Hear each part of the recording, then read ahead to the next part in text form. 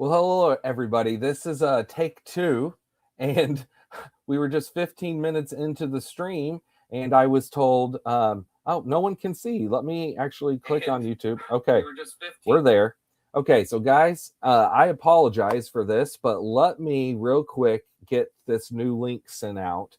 One moment here. I need to share this with everyone. I don't know what happened.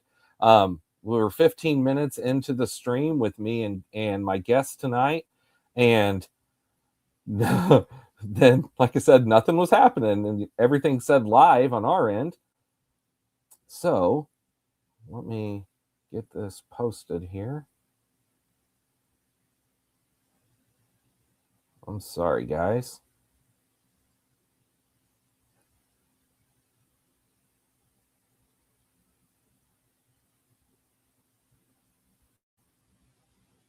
All right. Got that posted in Stacking Dingers. Let's go post this for the guys over on Bubba and the Bloom.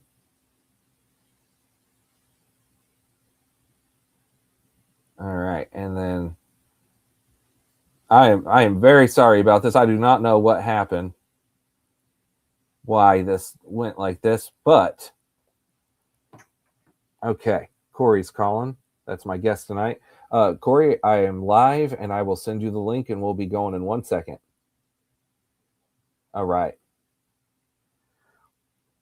Well, hopefully we don't have these technical difficulties again, everyone. Joe Chris says it wasn't coming up. Yeah, brother, I don't understand either. Like I said, I hit start stream. It told me everything started. I had the timer going. Everything looked great. And then get a message from Duggar saying, you're not on. So now I need to share this with my guest tonight. One moment, and then we're going to get going. Copy.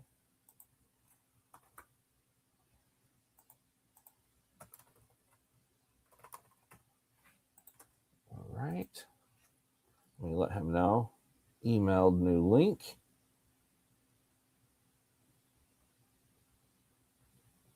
Okay. All right. Well, sorry for the craziness and the 15-minute, well, almost 20-minute late start now, but let's get this going, guys. My name is Spencer. This is the Draft Addicts podcast, and I am sorry that tonight was so crazy, but I'm very happy to have you guys here with me. We'll get going in just a few minutes here. Cool. I'm going to wait for Corey to get logged on. Thank goodness we had not clicked join. We were literally, I was about to do the countdown. I literally was about to do the countdown to join the draft whenever Corey got the text from Duggar that said, hey, you're not on. Let me pull the comments up here. There we go. Duggar says noob. I know this is the third podcast stream that we've done, but still, I'm not exactly sure what happened there. Let me see if Corey got it. Did you get the link? All right. So I have a couple of announcements before we get started. First things first. So what the schedule will be is moving forward is Tuesday nights, and on the weekend we're going to do Friday or Saturday nights, or some weekends we're going to do both. And the first example of both is going to be next weekend. So I am very excited to announce my special guests for next Friday and Saturday. Next Friday, I'm going to be joined by Ryan Bloomfield from Bubba and the Bloom podcast. And Ryan also works for Baseball HQ. And he's a great fantasy baseball analyst, and very excited to talk things out with him on Friday. And then on Saturday, I'm going to be joined by Billy Jones from the Stacking Dingers podcast. And Billy is very knowledgeable whenever it comes to Underdog specifically. I cannot wait to pick his brain and go through that with you guys. So that's next Friday and next Saturday. And then on February 26th, which is a Thursday, I'm going to be streaming the Bubba and the Bloom Auction League. So that'll be fun. I'm going to do a couple NFBC streams on here as the year goes along, but this will be my first one in a rare auction, the only auction league I'm going to do. And it'll be the first time I've ever streamed an auction. So that's going to be very interesting. But without further ado, let me add on one Mr. Corey Lee. Corey, Take two. Welcome to the show, my friend. And great. Now we've got an audio issue. Now I can't hear you. That's just lovely. Can you hear me? Give me a thumbs up if you can hear me. Yeah? And you said it says it's connected to your AirPods?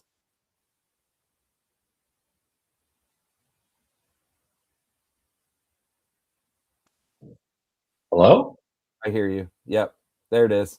All right. We are good. This has been a great night. Dude, Snowpocalypse 2026. It's got nothing on us. We are you ready had a to tight go. ship. No, actually, you know what? This worked out perfect because I can see you now. It You can was see me now. so for the future, Safari, bad, Chrome, good. All right, there we go. Now we know. Okay, so um, we aren't going to go through everything we just talked about. We had a nice little conversation where Corey is. This is his first fantasy baseball draft of the year. But let's do a quick recap on what we talked about. Corey, how long have you been playing fantasy baseball, my friend? Oh boy. Um, so I guess before we jumped on here, I realized this will be year 20. Yep, This is the year 20th 20. anniversary. I It know. sure is. It's big. And who was the fool that drug you in to start playing fantasy baseball 20 years ago? It ruined my life, This honestly. guy. Boom. What Yep, a I jerk. know. You are welcome, sir. So this is Corey's not only first draft of the year, but this is Corey's first underdog baseball draft. Corey's a big football guy.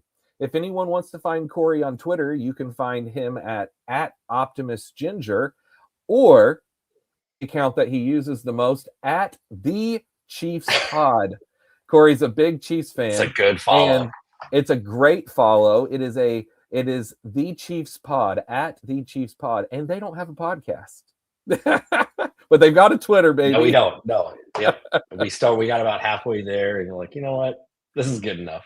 That's it, Brad. We are just about to jump in, my friend. So that's if you want to find Corey. We've already gone through a breakdown, and I talked to Corey, and we aren't going to go through all that again. Everyone is ready. It's 9:24. Let's get jumped in a draft. Corey, do you have things pulled up? Yep. Dinger, I'm ready to go.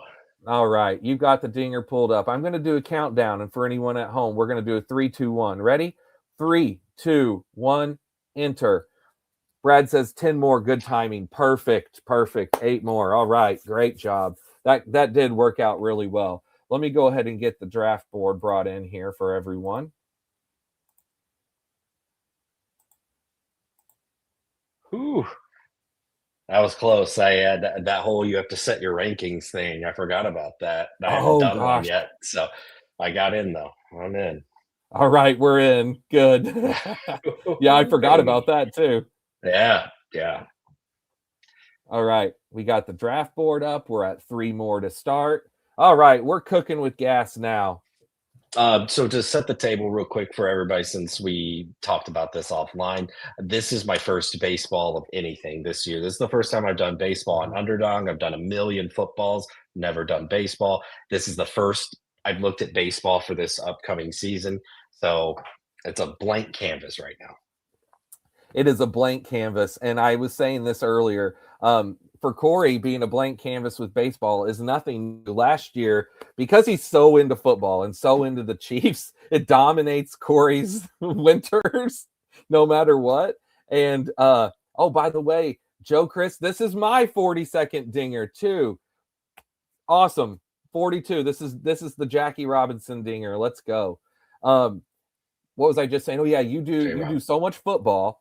Last year, you didn't do any baseball prep for our home leagues, which we're in No, 4 very long little. time, 20-year running home leagues, and you won 3 of the 4. So how do you do it, my friend? Are you just that good or that lucky? It's God given. What can I say? I wake Mhm. up in the morning and you know the rest. But Yeah. yeah, it definitely wasn't luck. So I know that. Yep, that's the one thing we do know for sure is there was no Yeah, luck involved. there is no luck in fantasy. Oh man, none whatsoever. You know what I just thought? I didn't share this on Twitter. Sorry, I just hit me because that previous stream would not be working. Let me do that real quick.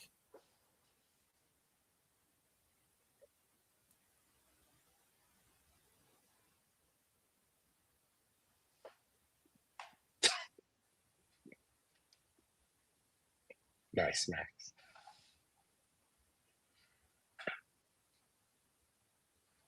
All right, I'm just posting the new link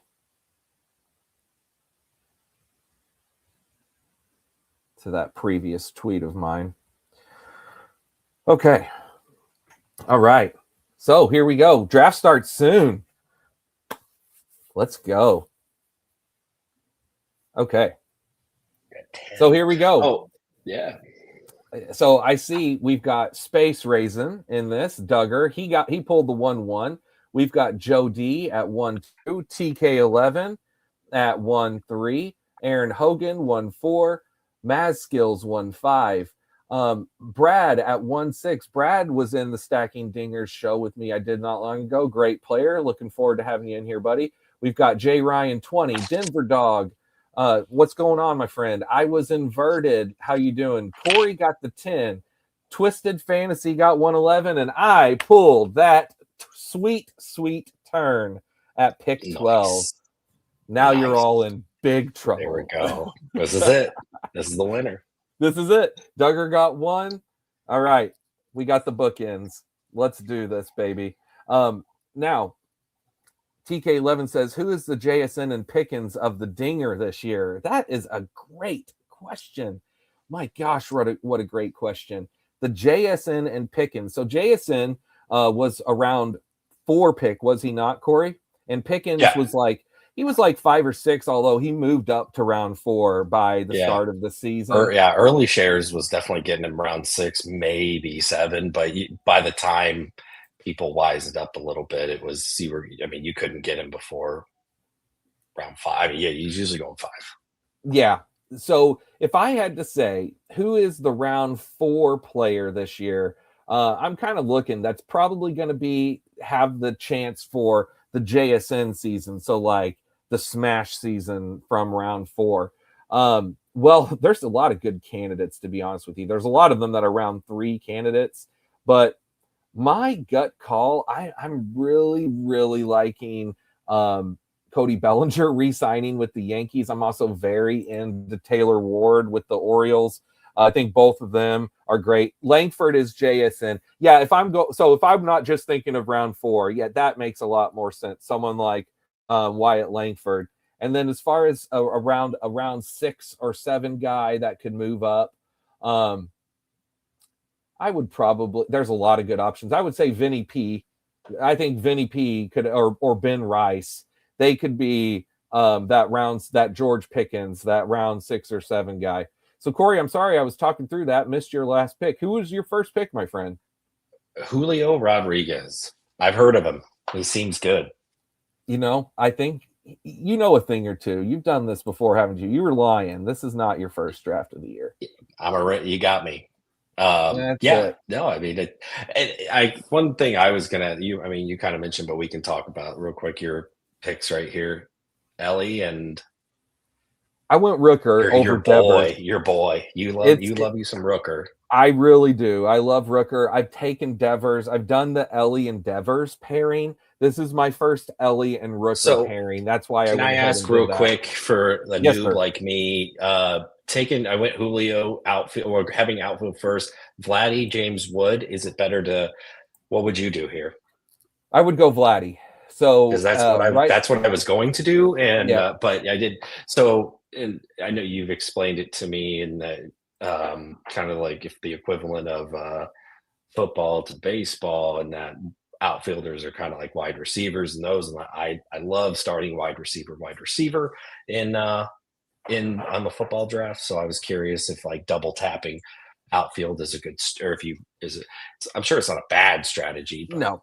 Yeah, it's definitely not a bad strategy. I double tap outfield all the time, or triple tap, or quadruple tap. I mean, you can 100% do it, and it makes a lot of sense.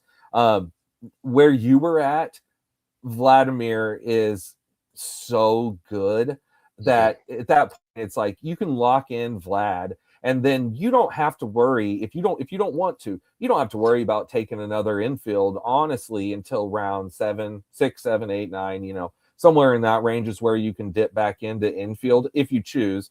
Gives you that chance to build your outfield and pitching. That's so you also can go two ways. You could say, well, let's say you want to push pitching and take 7 or 8 pitchers and have 6 strong infield or 6 strong outfield. You can not take a pitcher until round 9 or 10 and be perfectly fine. Now, I generally like to get a little bit better pitching and have 2 or 3 by round 7 or 8. But that's not every time, and that's not always so. But what we've got going here, I see that at pick number 6, I noticed in the chat, Ronald Acuna fell to pick 6 because Kyle Tucker went at pick 5. Very interesting. That doesn't happen very often. And Brad at pick 6 was able to pair Skubal in round 2 with Acuna. Very nice start. And then here's we've got 2 double outfields so far, Corey. Denver Dog went Corbin Carroll and Jordan, and Aaron Hogan went Schwarber and Churio. Now we just got Judge and Duran, and we're back to Duggar. The triples god. The triples god, Jarren Duran. That's exactly right. So, and like I told you earlier, triples, they score almost as much as home runs. So how many triples does Duran get? It's double digits. That's basically like him having an extra 10 or more home runs with his triples. So great way to think about that. Triples is best. You are very, very true. Now, Duggar went with Skeens, so we have 2 pitchers off the board. And Pete Crow Armstrong. Not surprised. Duggar has been liking some PCA. He likes to do some sneaky Cub stacks. Denver Dog says, I feel good about the Carroll Jordan start. I completely agree. I very much like that start. Brad says, usually would grab Skubal, but thought that with Acuna it may be less common. Yeah, or I think he said usually wouldn't grab Skubal, maybe. Yeah, there we go. He fixed it. Usually would not grab Skubal. Like I said, a lot of guys like to push pitching. Pushing pitching in here is a very common strategy. I like, if I can get one of the top 3 studs, I like to nail them in. And like I said, I personally like to go 7 pitchers. That's changed for me, though, Corey. I haven't always been a 7 pitcher guy. A lot of times in the past, I would do 6 pitchers or sometimes even 5. And you can win with that. But if you go 5 or 6 pitchers, it's making it where those guys have to work out in order for your team to be good. So you're really just limiting your chances for injuries or underproduction. That's most likely going to happen to almost every pitching staff. Okay. Now, we're getting our way through, almost coming back to you here. You're a pick away. What are you looking at, my friend? I mean, outfield's stared me in the face right now. Yeah. Who are these guys? What's your thoughts? I mean, Langford was definitely standing out until he just went. That's awesome. But Randy Arozarena, do I go the Seattle stack there? Like they're pretty good. They're pretty solid there. You know what? Why not? Let's do it. Let's have a little fun. I love it. So I didn't want to lead you one way or the other, Corey, on that, but that right there is an underdog. Jim is the stack piece of Julio and Randy there. I love that. Joe Chris says Duran will probably lead the league in doubles too. Yeah, he's just an extra base machine. Part of that is I really hope that he stays with the Red Sox in that park. Now, it's my pick. I'm definitely going to double tap outfield here. My first one's going to be Riley Green, who's the top one on. So I'm just going to throw that in my queue, let that go ahead and auto. And then I'm really torn here. And I'll tell you, I'm torn between a few people. So it's Bellinger and Taylor Ward, who I mentioned earlier. But up here above is Soderstrom. And since I have Brent Rooker, just like how you went with Randy Arozarena there, I'm going to take the team stack pairing and go with Tyler Soderstrom. So I've got the 1-3 start. Something that I do like too with Ellie, I think about is I can get some late Cincinnati infielders to help with a stack that way, and I don't have to reach up. Right. Joe says Fenway tough on lefties.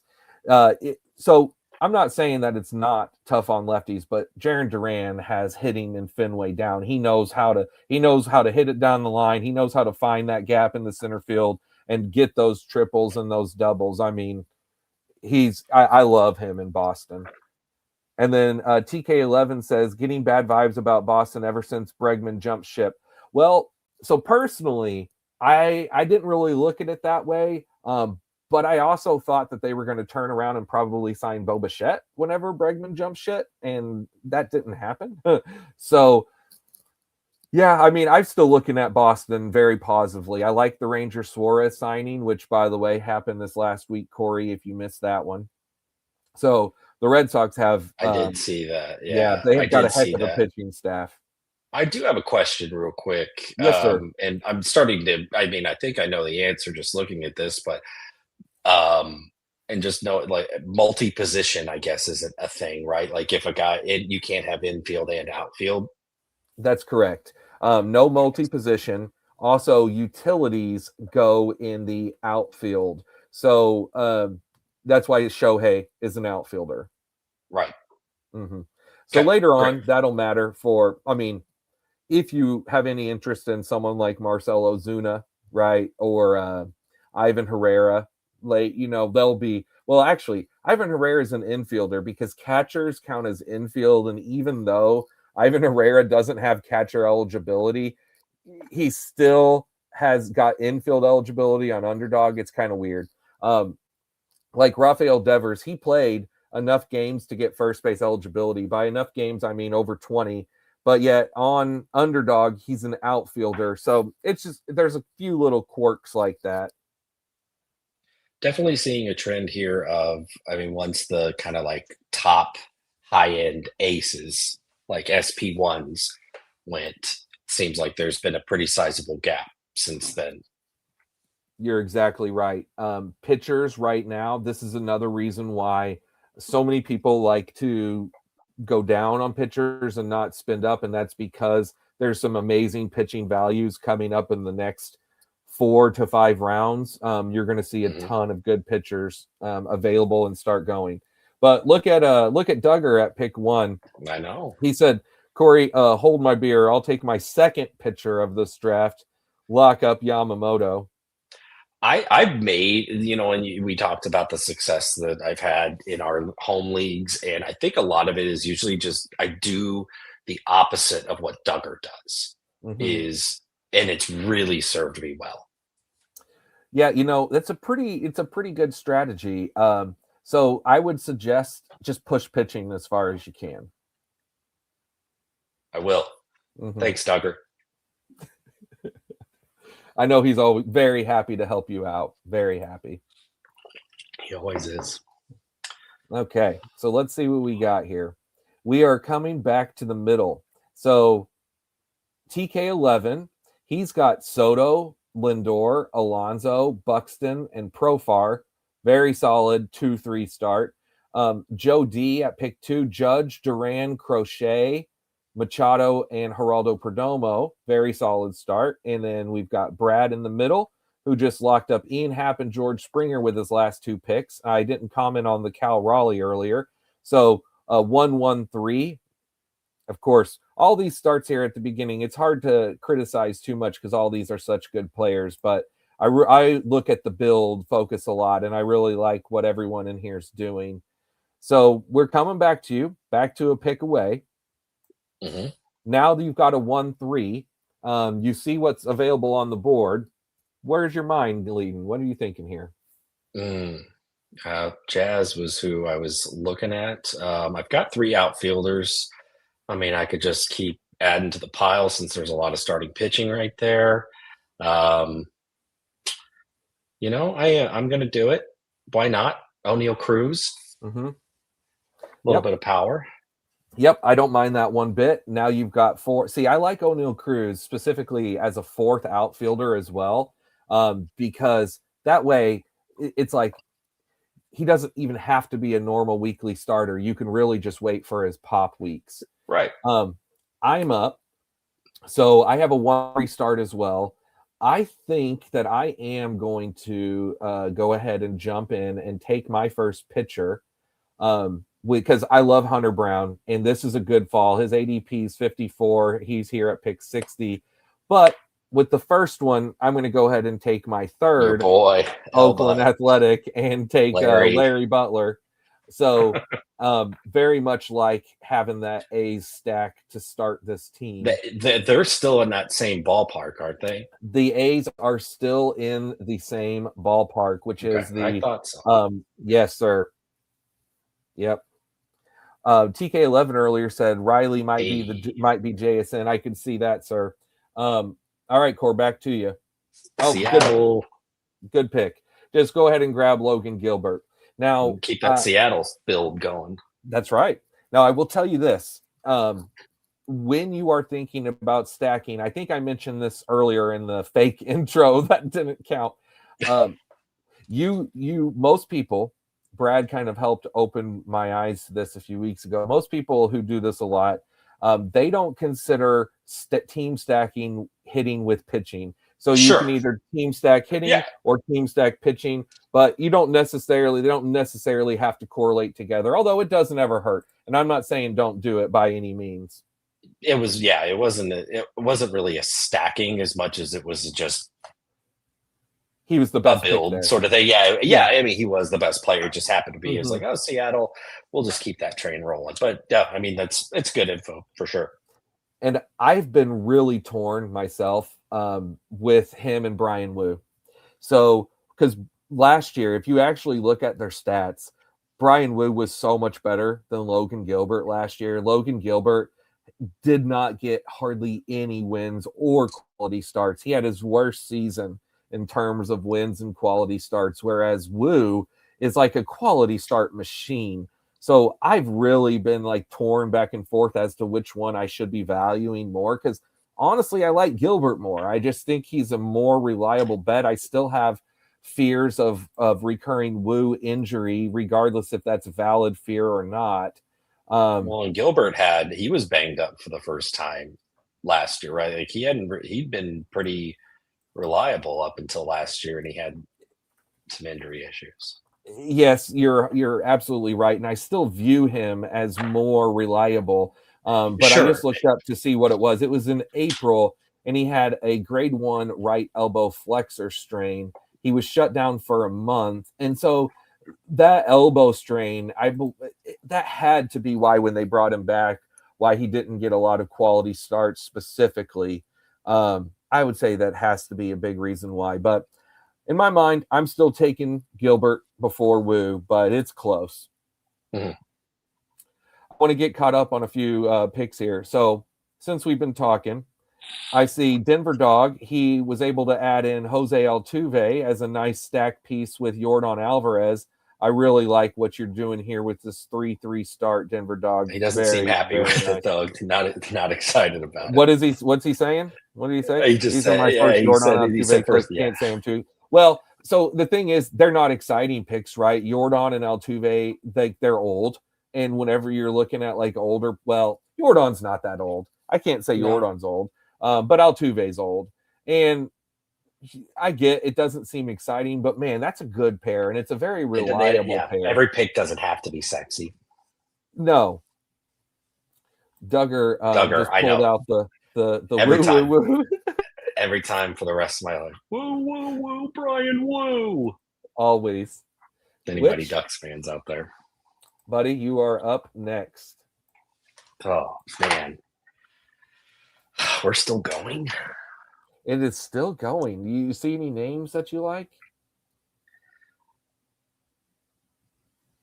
Yeah, a couple. Ooh, Steve Kwan. You love Steve.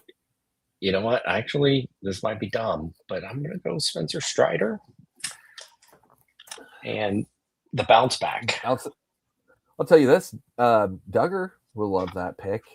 I do. I'm very off of Strider core. And it was just because he pitched so much last year.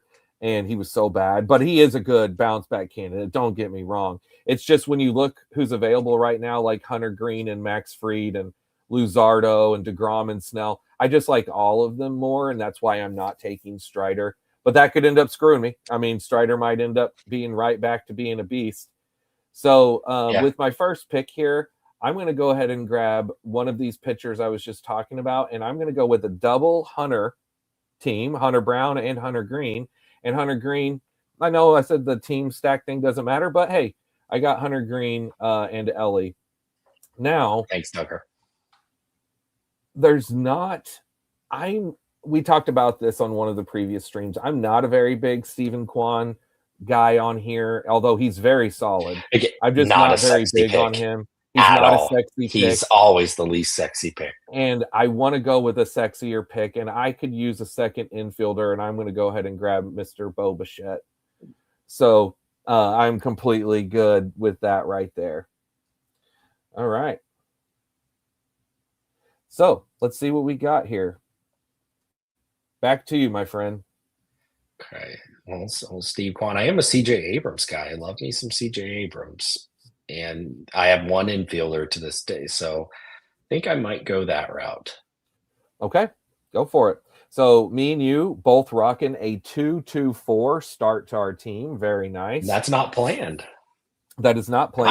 I'm just doing what Spencer's doing. You know, opposite of Duggar, do what Spencer does. And you got it. And profit. Step 3, profit. That's right. Yeah. I let Spencer do the work. I'm a coattail rider. I'm not afraid to admit it. Hey, that's all right. You know, ever since that first year in 2006, whenever I got you in, what did I do? I printed you off a whole list of player sheets and rankings and stat breakdowns, and that was a long time. Oh, I know. And I'm like, does David Ortiz still play? Is he still in the league? He's a thing. I literally, my first ever draft that we did, I drafted Jose Reyes. Because it was a keeper league. My first round pick was Jose Reyes. No idea who he was. Had no clue. It was like, this guy looks ranked high. Everybody keeps talking about him. Fire it up. Yep, and it worked out. So look where we're at now, Corey. You see what's happening here? Look at all this string of pitchers that are going. Yeah. So we are very much at that point where good pitching starts flying off the board. And a lot of people have 2 pitchers start as of this round, but not everyone. Brad still has the one, Mr. Treek Scooble from right in the middle. I see TK11 here, whose pick is as we speak. He has yet to pull the trigger on a pitcher. Are you going to do that right now, bud? Or are you going to push it one more? Let's see. Stay strong, Woo-woo brother. J-Train. How you doing, my friend? He says he's here to watch Brad ruin his unique start. What's up, my friend? Glad to see you here. And so Jacob Marcy, by the way, TK11 did go ahead and push it. He went with Michael Bush. Stay strong, brother. I love that. Duggar going classic Duggar style. Yeah, that's such a Duggar pick. And Jack Kaggs, I love it. I'm very big on both those guys too. I'll say, I was going to ask if you're a Kaggs guy. I am in this, yeah, on Underdog very much, because you don't have to worry about batting average, and it's all upside, you know. So I am very in on Kaggs here. I'm not going to be on Kaggs so much in like Roto, right? Sure. Head-to-head leagues still, depending on his price, but I think he's perfect for Underdog, just the type of pick that I like to take. TK11 finally jumped in with his first pitcher of the draft, and it's Mr. Framber Valdez, the free agent still. And then as I'm looking, earlier TK said Lou Bob with a nice ADP jump. I didn't actually notice where Lou Bob went. Where did he go? Duggar took him? Yep. Yep, at pick number 73. That was a nice little ADP jump. But Duggar, he don't care. He don't give an F about nothing. He says, give me Lou Bob. Is there any rumblings on where Framber might end up? Like, is the Dodgers going to just sign him to a 500 million or something. I don't know. Like That's exactly that's yeah, it. The Dodgers are just going to go ahead yeah, and just the sign him. Dodgers. I just sign him. Why not? It's your pick too, by the way. Let you make your pick real quick here. Oh man, you know what? There's one name staring me. It's dumb, so dumb, but I'm gonna do it just because it's my first one. Oh, And The Miz.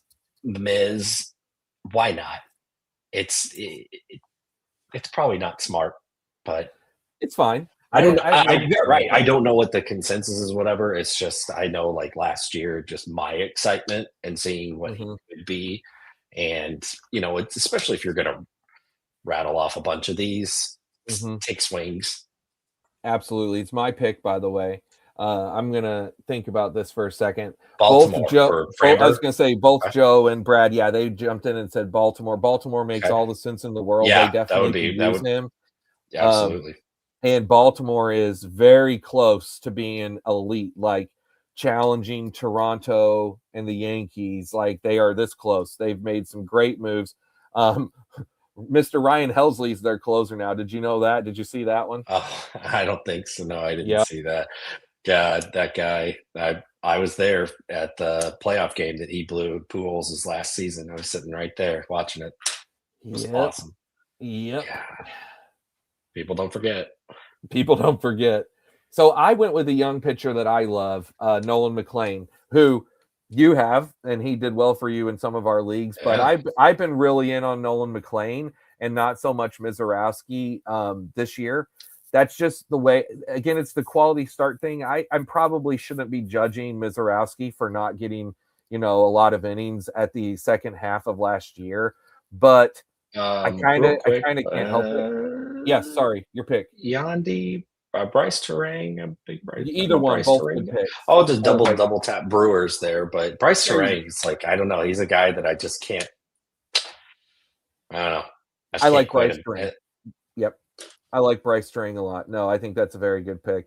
Aaron also jumped in here. Aaron Hogan and said, "I bet it'll be Baltimore. Just got to get the years to find a deal." Yeah, we all agree. Baltimore is the place for him to be. Not only from it makes sense from a real life standpoint, but from a fantasy standpoint, that would be a great landing spot for him. I mean, I would love that. Um, I'm sorry, what was I saying right before your pick? No one was listening. Yeah, it doesn't No, I matter. know We'll I'm a move on. terrible guest, and yeah. No, that's okay. I'm sorry. You were trying to decide who to pick. I just Well, and there's definitely like there's just Oh, I I was honestly talking I'm about trying. Mizorowski. I was talking about Yeah, Mizorowski. Like I said, I probably shouldn't judge Mizorowski for not being able to go because I haven't seen enough to really know. But that's where I'm at. That's why I just have more faith in Nolan McLean or some of these other young pitchers like Trey Savage or even Cam Schlittler later to have just a better chance to get more wins and quality starts. sure. Yep.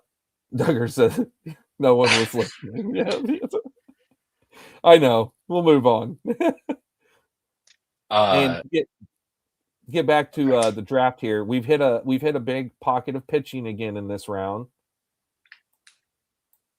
You see how outfielders the steep level by I round that's 10 one of thing. That's outfield one thing. decline. Yep, absolutely was the drop off there. I Mhm. absolutely noticed that. Not that they're Yep. bad now. It's just like Right. it seemed like it happened quick. But not that they're bad, but there is a drop off, just 100%. Um, like right now, there's plenty of names that you can pick out all the way to the end, but this is a lot of time why I spend up, and I normally have 5 by now, even though I have 4 currently. A lot of times I have 5 by round 10, um, Hmm. and then I'm only looking at adding one more. And for me, that's been Dalton Varsho for most of the draft season. About half the time, I'll take him as my final outfielder around pick 150. He's been starting to move up recently a little bit, but that's not how today will be. We'll be doing something different today. Sure. Um, so Brad, speaking of Dalton Varsho, Brad just grabbed him at pick 126. There we go. Dalton Varsho is gone. I was about to say Brad has 2 pitchers. I'm looking at the pitchers right now. Jay Ryan has 2 pitchers. Most of the rest of us are at 3. Joe has 2 pitchers from pick 2 and 6 outfield already. So he's kind of, if he wants to, he could be done at outfield. See, this is a little fun stretch of some nice names. All right, you are up, bud. I know. I'm looking at.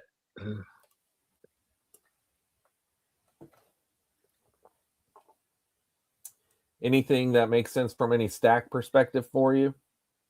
In You have Trent 6 Grisham, seconds, though. I could stack. I guess. Yeah, Trent There you Grisham. go. I almost went with my uncle Jung Hoo Lee. Yeah, Twisted Fantasy just got me with the Shea Langoliers. He says, you will not stack Shea Langoliers. Dang it. Dang it. Well, buddy, I think I'm going to have to take your cousin Jung Ho Lee and go ahead and throw him on this squad here because I definitely like drafting him. And I'm very much into the next couple outfielders as well. And truth be told, there's not a lot after that. Like I said, I usually like to spend up at outfield. And I'm going to do that right now. And I'm going to go ahead and grab Britton Doyle. I like Kerry Carpenter a lot too. But Britton Doyle opens up some potential Rockies stack pieces later. Okay, back to you.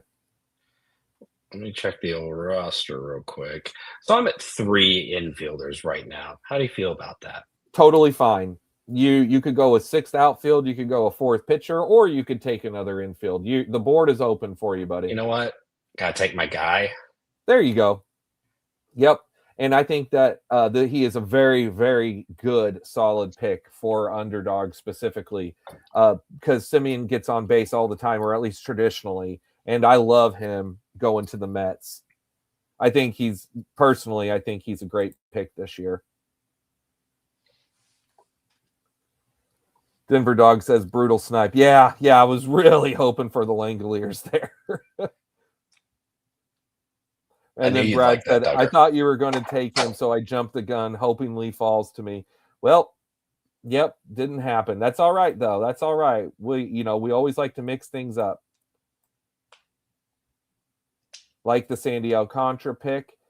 Denver Dog, he grabbed him Jeremy Pena, add to that Houston stack. I like that. I didn't notice with the Baltimore, is there any stack piece there? That's all right. Colton Cowser's still a solid piece on his own. All right. There goes one of the Rockies pieces that if I didn't think Hunter Goodman would have made it back around to me, but I would draft Hunter Goodman. Denver Dog also wanted Doyle. My bad, my friend. But I am now done at outfield, so I will not be drafting any more outfielders the rest of tonight.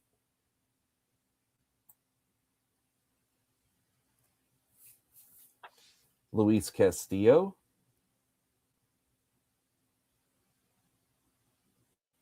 Okay, so TK11, he's at 344. He's at 444.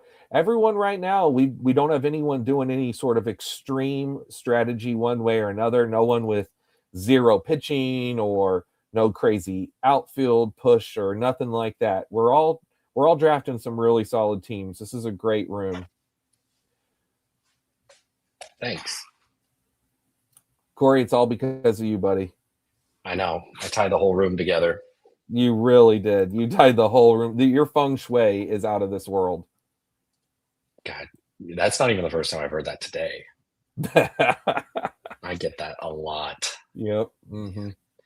So what's going to be fun for me at this point is like we're not quite there, but like we're going to start to creep up on a lot on names that I'm like, I'm going to have to read up on that guy because I don't know who it is. So that's all right. Well, if you got any questions on anyone, I can give you a quick little rundown. You just let me know whenever that comes up.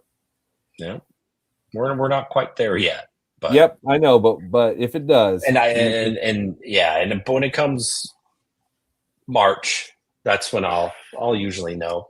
I'll be up to speed, but I'm a late bloomer when it comes to getting into baseball mode. So I got a question for you, Corey. Do you see who was just picked? Kay Griffin. Do you know who that is? Connor Griffin? Yeah. Yeah, he's like the number one prospect in baseball. Boom. So you're not that far behind. At least you know the best prospect in baseball. No, That's I'm not. important right there. I'm not that. Well, I mean, because in our home leagues and the keeper formats and everything, I snagged him in a couple, and um, so I'm familiar with his game. I was telling Tugger this earlier. Oh, it's your pick. Yeah. Um,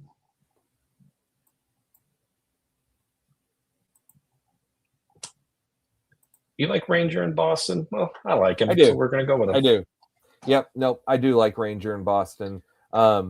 So I think that he's right in that pocket of guys that's just super solid. And because you have Mizorowski and Mhm. Strider, I think having some solid innings guys like Ranger Suarez is important because you can kind of think of Strider and Mizorowski as like your swing for the fences, big week upside plays. Yeah, that's what like I looked like Glassno was that name stuck out. I was like, yeah, because I've always liked the stuff, but health has never been there, and Mhm. I the way my build is going, I can't afford that kind of anyway. And And this is so generally how I build. Like I mean, in our home leagues, is like I take some swings early, and then I end up taking a bunch of boring innings guys later. and that's honestly it's a great strategy to have. It really is. So by the way, I wanted to just say I'm making my first one here. My first pick, I'm going to go with Tetsuya Imai, who is the big Japanese pitching prospect who's come over this year, Corey. Mhm. So I have Hunter Brown, Hunter Green, Nolan McLean, and Imai. Two rookies, two good solid hunters. And let's go. I went with Eugenio for the big swing big. Let's go with another stack piece. Mm, Grab me some Jacob Wilson man. here, which is a good, solid, boring but solid piece because I've got a lot of upside on my team as well. Yep, I had him in one of our leagues last year in our dynasty league, and I just really impressed with the kid. I mean, they just have such a good young core there. I mean, classic A's, but They do. 10 seconds, bud. whew, Make a quick pick. There you I go. like a bounce back from Steer. Yep, this is a good. So, and if you click on and look at Steer's scoring for Underdog, Steer has traditionally been a really, really good underdog scorer. Last year, of course, was a down year, but he would be going much Mhm. higher if he Yeah, wouldn't have had as bad a year as he did. well, he got off to such a slow start with the injury, and Mm-hmm. it took a while for him to bounce back from that. It Yep. felt like at least. And Cincy, they're one of those teams that, at least for me, I'm buying in on Cincy for, again, some late pieces that I think could turn out really nice.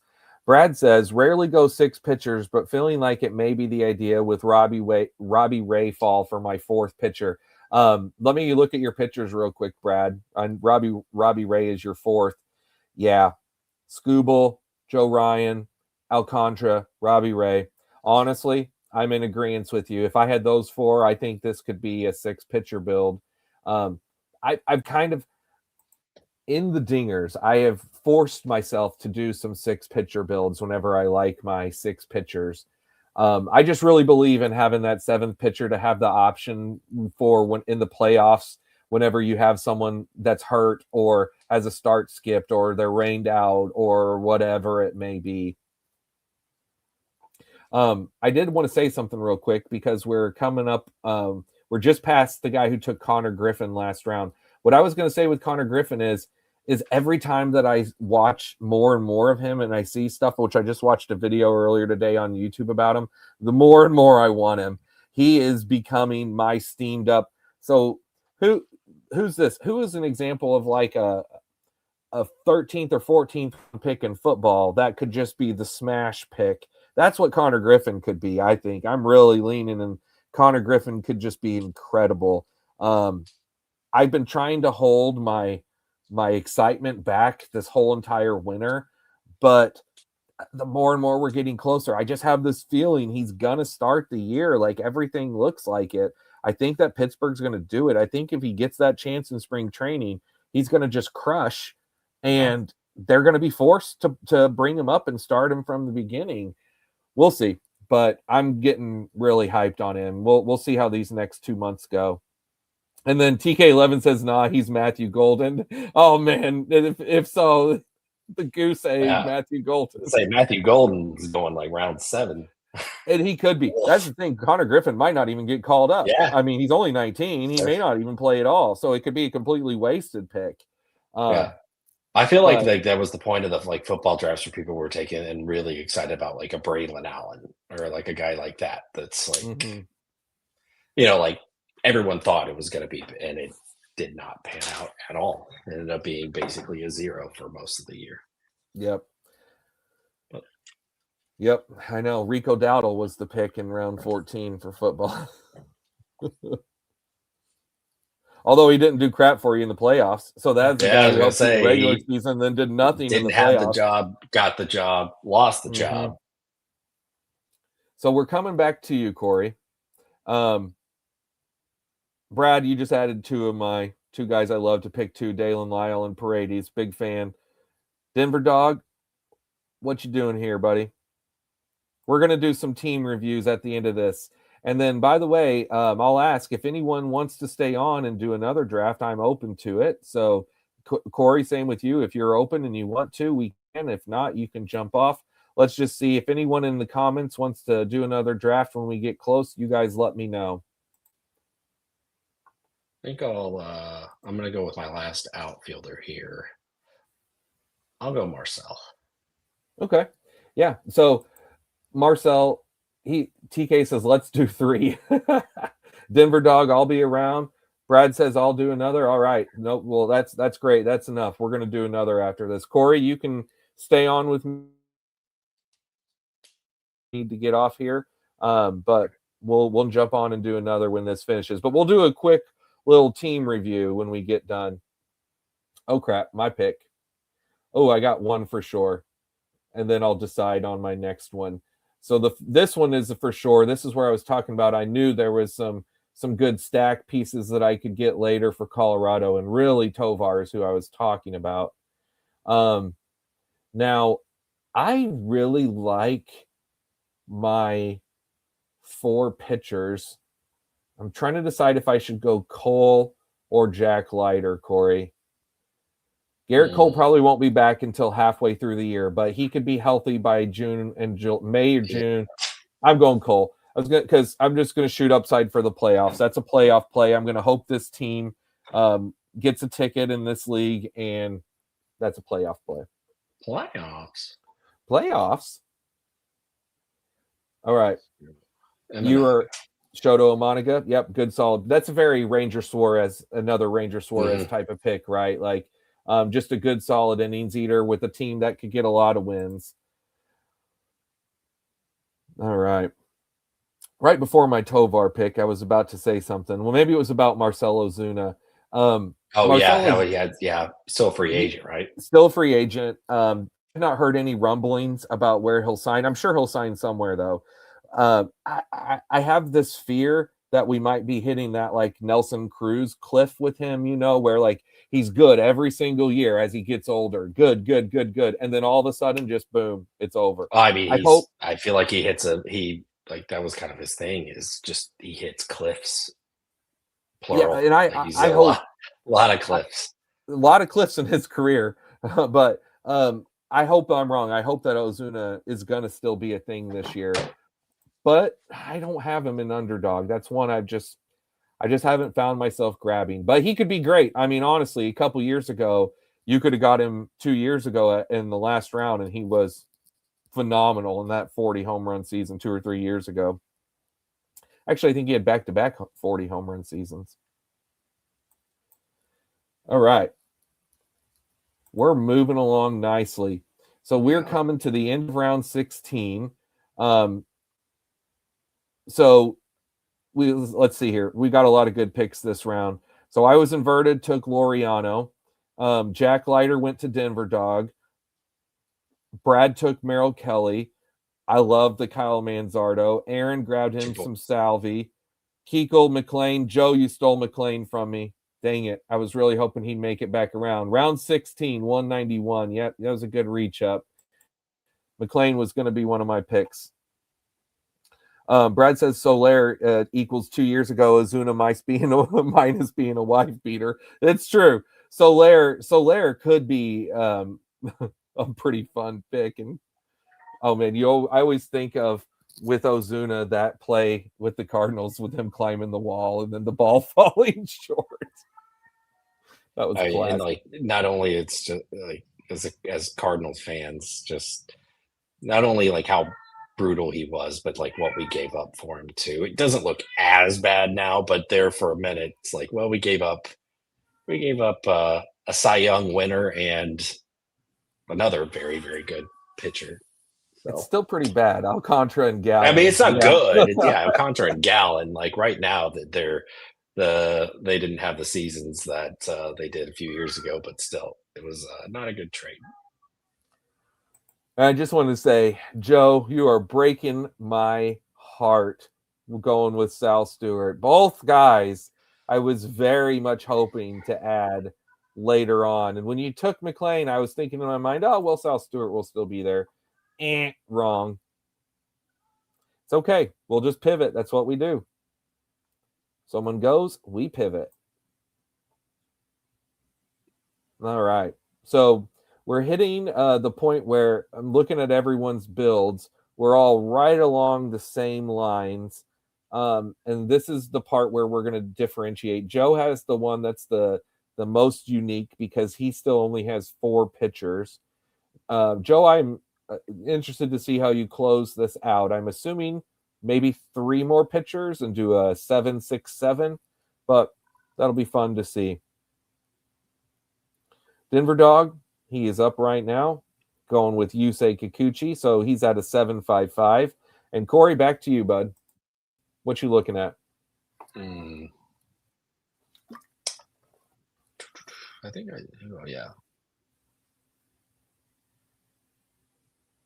Let's go. You know what? Chris Bubich. Is he I mean, like he was one of my guys last year, and he's a good pick. Just roll with him.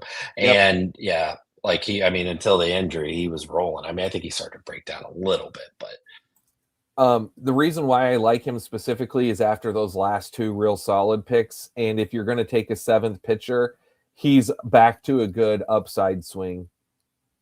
I am looking at, let's see here, because I'm up right now. I don't love what I'm looking at here. I think I'm going to go solid as well because I really love the pitching. But after the Cole, I want someone who's going to be a solid out there all the time. Brady Singer should be that. Let's see. Infield. Nothing jumps out to me. So I'm going back to pitching. And with my last pitcher, do I go upside again or do I go solidity? I'm going to go solidity and not upside because let's roll with Matthew Boyd. And I say solidity, and it's like Matthew Boyd is known for being a career injured pitcher, so it's kind of stupid to say after he's been good for 1 year. But I don't know. What can I say? I'm a Boyd boy, and I'm just buying into him with a late pick this year. Yeah. A Boyd Denver boy. Dog says he almost went Bubik. Yeah. Let's go Bryson Stott here. That seems like a Duggar guy. He is a Duggar guy. No, Stott's a good pick. I will tell you, he does a lot of times fall to the last round in this, but still, round 18 versus round 19 or 20, there's not a ton difference. It's again, get your guy territory, right? If you like him, you get him. It doesn't really matter about ADP, especially with you. That's going to be doing so few drafts. No, I'm 100% good with Bryson Stott there. How do you know? Have any other? I'm not hooked right now. You're right. You're right. You might draft every single day. Maybe I got the itch now. I don't think your wife's going to allow it. No, you're going to save that up for football. Yeah. Actually, I think that is my only Philly. Yeah, it is. That's all right though. It's a good pick. I just was wondering if you had any other. The Bubik thing, back to him, by the way. Bubik is a great pick. He is a bit of still a little injury risk. And one thing I don't know if you heard, did you hear about the Kansas City field getting moved? The fences. I don't remember. So they just announced this week. So it just happened. That's why. Okay. They're bringing the fences in the alleyways by 10 feet, and then they're lowering them by 1.5 feet. So we've got a chance for a more offensive environment now in Kaufman. So I don't think I thought you were that. I thought you were saying they were moving like Kaufman, because they're Oh, moving Arrowhead of it. I was like, they're just my getting them bad. Yeah, both I out did of say there, it which it kind wouldn't of, be didn't I? surprising. Yeah, that's my bad. Mad Cells, Mad Skill says, I got another one in me. All right, sounds good, bud. Well, we're going to definitely get another one going here and fired up in just a few. So once this is over, we'll do a little team recap, and we won't spend a lot of time on that, and then we will move on and jump in one more for tonight. I was looking at Royce Lewis last time as like a bounce back kind of thing, like. Corey, I draft Royce Lewis all the time. I know, and I my was like, yeah, I figured. Like, but I was looking at him last time. I was like, he's not. I mean, it's Buxton-esque, and eventually it's going to hit, right? Yep. Look what I wore tonight. My Twins jersey. See that? Yep. So you know, Buxton and Royce Lewis are near and dear to my heart. I also draft a lot of Ivan Herrera, by the way. He's one of my other highest drafted infielders down at the bottom here. You know what? F it. See, so earlier with my last pick, whenever I said, should I go solidity or upside, McClanahan is who I was talking about. So I almost went McClanahan back in that last swing around. All right. So let's see. I meant my pick. Yeah. I'll let you make your picks first. Yep, no problem. Right. I know one of them for sure. It's going to be a teammate pairing with Ellie, and I'm going to go Noelvi. So now my question is, do I take a 7th infielder or a 7th outfielder? I actually like my infield quite a bit. I like my outfield too. If I go outfield, I could take Willie Castro, give me another Rockies stack piece. If I go infield, Alec Boehm is a very solid, dependable. JJ Weatherholt for upside. Jorge Polanco could give me a teammate pairing, and Jorge Polanco is really good. It's just a pair with the Mets. I'm going to do it. I'm going to go Jorge Polanco. I think that's just a very solid, dependable pick. And I think my infield needed that 7th a little more than my outfield did. And that's another classic 7-7-6 build. Now for you to close this one out. How do we feel about Willie Castro? I was just thinking about taking him. I like him with Colorado. I wasn't a huge fan with Willie Castro until he decided to go to Colorado. I'm like, yeah, now I'm in. I did. I went with the 7th outfielder because of the Ozuna pick. There you go. Just in case. Mm-hmm. Very much like it. Draft number 1 in the books, my friend. We're going to look at that here in a minute. We'll let the rest of this round play out. But that was fun, successful. Off my shoulders. I know. Give yourself a round of applause. Thank you. I know everyone's talking about it. Yeah, no, that was a good team. So closing out here. So in this final round, we've got, after your Willie Castro, we've got Christian Campbell, last year's number 1 prospect, Owen Casey, or Cassie. I'm not exactly sure how his name is pronounced yet. He's on Miami now. Brandon Sproat, who was just traded to the Brewers. We don't know if it's a soft C or not. Not sure. It might be. It's either yogging or jogging, one of the two. Team name, soft C. We got Aranda, Detmers, Arrighetti, Parker Messick, Luis Gill, and Duggar with JJ Weatherholt as Mr. Irrelevant. Beautiful. All right. So the quick team review that I want to do here. So let's go through the people that were in this. So I guess we'll start with Duggar at pick 1. So Duggar went with a 7-7-6 build. Skeens, Yamamoto, DeGrom, Yasavage, Bubba Chandler, Edward Cabrera, Cade Horton.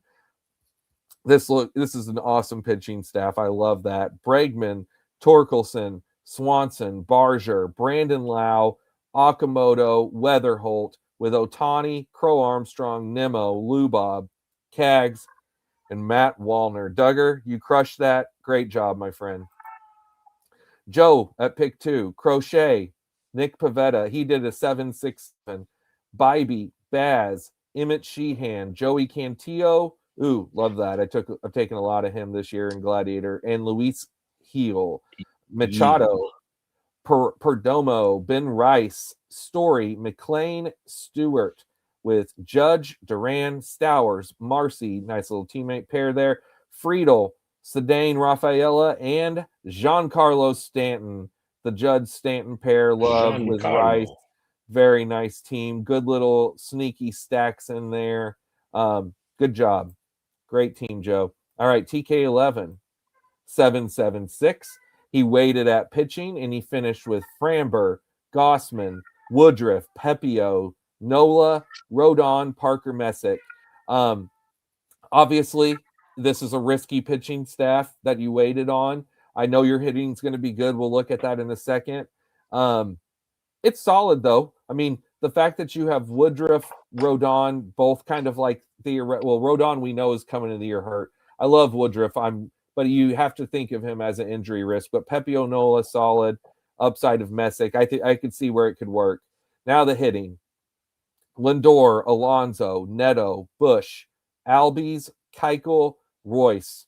Very nice. Oh, he got the Twins stack in here.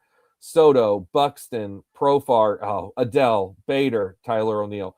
First off, I couldn't love the top 4 outfielders more. Soto, Buxton, Profar, Joe Adele, amazing. Bader and Tyler O'Neill. Corey, those are 2 guys that you've passed in the hallway many times, is it not? Yeah, a little bit. I have a particular opinion on one of them, but that's for another date and time. That's for another date and time. All right. I know I don't want to keep this too long, but I do like going through people's teams that are on the stream here. Aaron Hogan, Wu, Peralta. He also did a 7-7-6. Wheeler, Castillo, Shane Bieber, Mitch Keller, Arrighetti, Olson, William, Yandy, Christian Walker, Glaber, Salvi, Augustin, Schwarbs, Churio, Yelich, Teoscar, Pages, and Frelick. Very nice. And I see that Milwaukee stack in there. Not seeing any other stack, but that's okay. The nice little Dodger pair. Very solid team, Aaron. Mad Skills. 7-7-6. That is the popular build from this. Reagans, Gore, Pablo, Schittler, Eovaldi, Zebby, Detmers, Kurtz, Freeman, Betts, Hunter Goodman, Connor Griffin, Manzardo, and Muncy, with Tucker, Reynolds, Santander, Kwan, Beck, and Moniak. Man, we've got some good teams. I see that little back end Colorado stack you did there. I see you, the little Pittsburgh thing. While you also got the Dodgers. I got some of your Athletics, but at least you got Kurtz. So, very good team. Brad, what'd you do here, buddy? Scooble, right? So he ended up doing the 6-7-7. So Scooble, Joe Ryan, Alcantara, Ray, Merrill Kelly, Shane Smith. Merrill Kelly and Shane Smith, great final picks to close out that 6-pitcher build.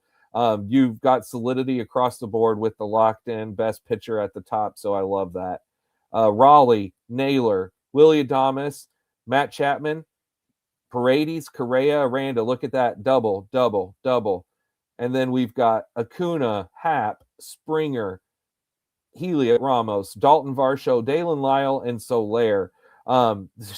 Just another super solid team for you, Brad. Really nice. And I see that stacking in there. Who else was in this? Denver Dog? Was Jay Ryan? I don't think Jay Ryan was in this. Denver Dog. A 7-6-7. Cease, Luzardo, Kirby, Yuri, Lodolo, Leiter, Kikuchi, with Junior Caminero, Cattell Marte, Austin Riley, Pena, Westberg Herrera, Carroll, Jordan, Altuve, Cowser, Abreu, Jordan Walker, Owen Casey. So I like that little Ivan Herrera, Jordan Walker thing. You got your Houston stack in there. You've got a very solid infield and outfield. Don't know how you feel about this team at the end of it, but I think it turned out really nice. This is going to be a really good league. I don't know if I was inverted was in the chat, but he's been in here. He did a 776, Sale Bradish Schwellenbach, Gavin King Trevor, Musgrove, Gunnar Jazz Holiday, Mooney, Rutschman Berger, Campbell, Tatis Langford, Taylor Ward, Trout, Castellanos, and Laureano. Brad, just wait till he gets to mine. And then this will be, I think me and you are the last two to go through here because I don't think Twisted Fantasy was in the chat. So we've got with you here, we've got the 767 for draft number 1. You've got Gilbert, Strider, Mizorowski, Ranger Suarez, Shoto Omoniga, Bubik, and McClanahan. You've got a really, really solid team. I would say, though, you have 4 theoretical upside risk with Strider, Mizorowski, Bubik, and McClanahan, and 3 solid picks with Gilbert, Ranger, and Omoniga. Maybe next time, if you're doing 7, you have 3 upside and 4 solid, but really good pitching staff for your first team, Corey. Infield, Vladdy, CJ Abrams, Terang, Simeon, Steer, and Stott. Again, extremely solid. Really, I don't have any notes for you as far as infield goes. It's very solid. Although with having 6, of course, you could have had a 7th, but it's all right. You added that Willie Castro.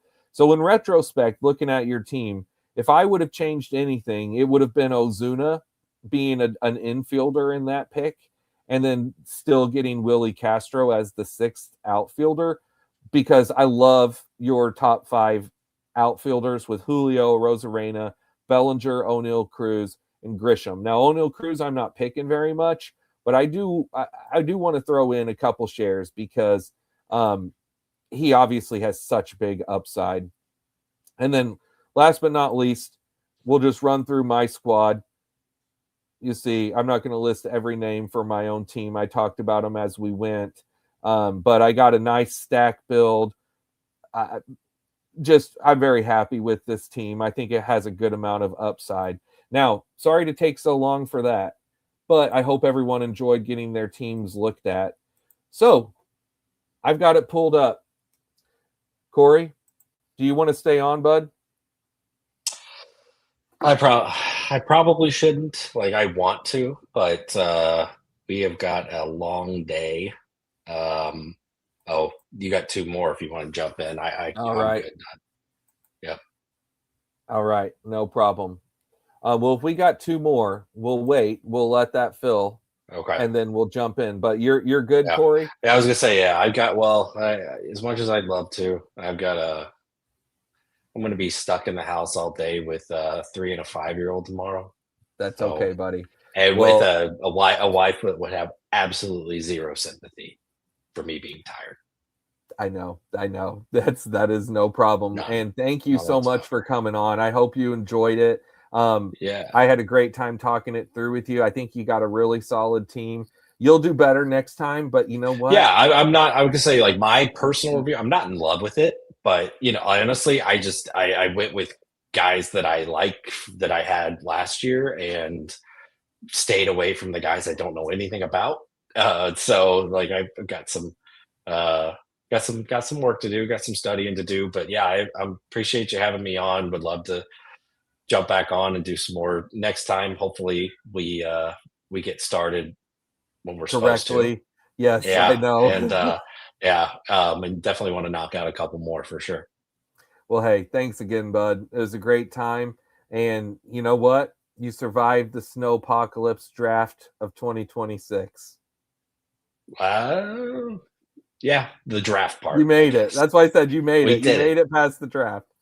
We did it. Hard part's over. Well, thank you, bud. And you have a great night, and I'll talk to you later on. Okay, sounds good. Thanks, everybody. Right. See you guys. See ya. All right. So how are we looking, guys? Brad, is that 2-1? Is that 2 filled? Are we good to go ahead and join in? For you guys that still want to stay on here and do another, is anyone jumped in and tell me what we're at? Can we go ahead and hit started? I don't want to jump in and be the last one to fill this draft that we're sitting here waiting on. Brad, how are we looking? I backed out. I think there's one to go. Okay, let's give it just a minute or two, and then we'll do a countdown, and we'll all join in. Us of us that are staying here that want to jump on another one. Yep, we'll give it. Okay, 10. Okay, all right. Let's do a countdown in 3, 2, 1. Enter. All right. Location arrow. That's great. Let's do this on my iPad here. That is great. All right, we're in. 6 more to start.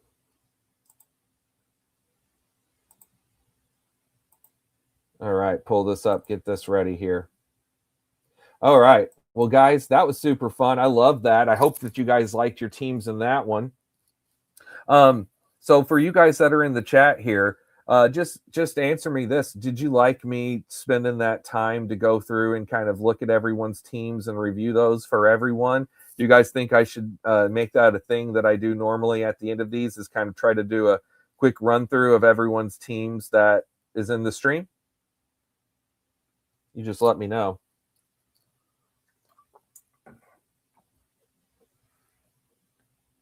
We are at 4 more to start. So, guys, I mentioned this at the start, but just in case anyone didn't hear, I'm going to say again while we're waiting the announcements for the future. Maz, yeah, it was cool. Aaron, you like it? Okay, good. I appreciate it. I know whenever I've watched streams in the past, I always like to kind of review at the end and see what people did. And personally, I like, someone to be looking at my team and talking about it. Appreciate it, Brad. Thank you very much, my friend. So this is the announcements that I was wanting to bring up for you guys. So I'm very, very happy to tell you, if you didn't hear earlier, next Friday and next Saturday, I've got 2 special guests. Next Friday, Ryan Bloomfield from Bubba and the Bloom is going to be joining and drafting with us, and that's going to be awesome. I cannot wait to talk to Bloom. And he is very new and fresh to Underdog. Obviously not to baseball. He knows very well. But I don't believe he does a lot of Underdog from what I was talking with him. So very much looking forward to talk to him. And then on Saturday night, I'm going to have a guest on who is very familiar with Underdog and drafting on here. And that is Billy Jones from the Stacking Dingers show. Him and Matthew have a great show over there on that channel. And they really dive into a lot of the strategy and the numbers behind drafting on Underdog. So they're great guys. And then a couple people I know, Brad. I don't know if is Woo Woo J Train is still on. Joe Chris Bloom is very conservative. I know. I've thought about that. I was thinking, I'm going to be talking with him, and he's going to want to draft a lot of old guys, and that's going to be fun. I can't wait to see how his conservative nature translates here, because obviously on Underdog, it's very fun and intriguing to be more shoot for the upside, to be a little bit more go for the young guys. So I can't wait. I can't wait to find out. And then on Thursday, February 26th, I'm going to be streaming the Bubba and the Bloom auction draft. I can't wait. I'm going to have a couple guests on that night jumping in and out of that with me. That's going to be a lot of fun. I am planning on streaming at least a handful of NFBC drafts. I'm going to at least do one draft champion. He will probably do well. I bet he will. I can't wait to see. I'm very excited. I'm super pumped for that. And but it's going to be also very interesting doing an auction on here in a live stream. That's going to be really interesting. I'm just going to talk about. I'll just tell you my plan for the auction is I'm just going to say what I think. what I'm feeling. If people take people I want or outbid, it is what it is. At least I have the chance to click that bid one more. So we're just going to roll with it. But I'm super, super pumped for that. That's going to be a lot of fun. And I hope to have some good guests on with me that night too. But the next show will be Tuesday night. So Duggar, who was my first guest, and he space racing in the last draft, he'll be back on with me again Tuesday night, and that'll be the next show after tonight. So very pumped to have Duggar on. He'll be the first 2-time guest on the show. All right, we're at 3 more to start. And guys, I'm going to actually use, while we have this 3 to start, we're waiting here just a minute. I'm going to use this opportunity to go and run and use the bathroom. So give me one moment and I will be right back.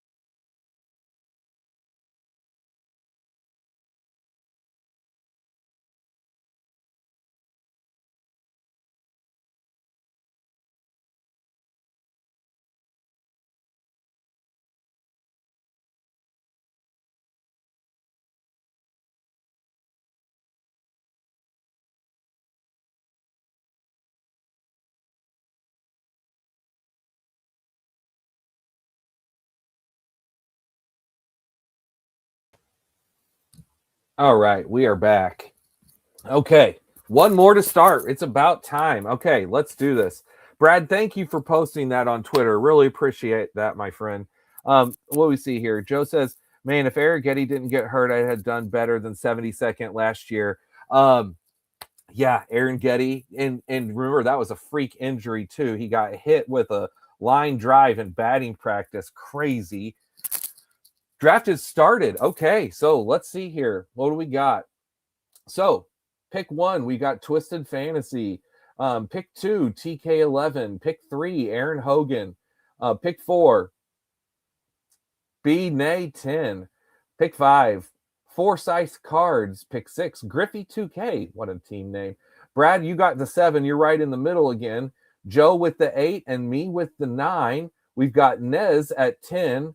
Bjorn Masterson at 11 and Mad Skills at 12. All right, guys, thank you so much. Anyone who I don't know, let's see. I think I know everyone who's in the draft and in the chat except for Griffey 2K, Forsyth Cards, Benet 10. I think so. Twisted Fantasy, are you in here? I see Nez is in here. That's awesome. Nez, I don't know if you're in the chat, but good to have you in here, buddy. Glad to see you in this draft. And let's see. I think that's it. Okay, we're rolling. We are rolling. Yes, in case anyone didn't know, Nez is a badge bro. I met him last year. Me and him were on one of the Stacking Dingers shows talking. He's a really good guy. Bjorn, yep, he's been on here with us before. Glad to see you back in here. Don't see him in the chat, but I know that you are probably watching, my friend. Thank you for joining. So we're going to have a very involved draft here where almost everyone is part of this stream. So that is awesome. And Brad says, or they're all from the Discord. Yeah, there could just be some people from the Discord that jumped in. All right. And if you don't know, the Badge Bros, they're a great YouTube channel as well that covers all sorts of fantasy content. Fantasy baseball included, but they cover it all. All right. So what we got here? We've got a very normal start. Nothing great to report yet. Brad jumped in and took Tucker. So obviously Tucker has moved up quite a bit since the signing. Man, I was hoping Schwarber would fall. Joe went ahead and grabbed him. All right, let's see here. So I could go any number of ways, guys, but I just got to go ahead and grab my favorite pick. I absolutely love Fernando Tatis, and I will not stop drafting him whenever he's the guy here that I like at pick 9 when these other people are gone. Nez, let's see what you do at pick 10 here. And it's Julio. So far we're rolling pretty chalk. Bjorn, you can mix us up. So guys, how about this Jose Ramirez signed 7-year extension? So for any of us that thought, oh, should we still be drafting Jose Ramirez? Is he too old? Well, I'll tell you what, the Cleveland Guardians don't think he's too old. That is for sure. The Guardians signed him for he's going to be on the Guardians till, what did it say, 2032? Yeah, 2032. My gosh, that is crazy. Absolutely insane. I'm sure that contract won't age poorly. Mad Skills went with the Rooker Kurtz on the turn. Look at that. So he says, you think things are going chalk? Let's mix it up. I love, and Rooker has moved up so much, by the way. It's crazy, isn't it, how much his ADP has moved up? I thought Nez might let Jose fall to me. He did not. So this is my favorite pairing. Both of these guys were rookies at the same time. Both of them juniors from, this is not the first time I think I've even done this in a stream. I think I've already taken Tatis and Vladdy in a stream, but I love the Vladdy Tatis combo. All right, we've got Schwarber and Churio to Joe D. Brad with Yordan, Tucker Yordan, reuniting the former teammates.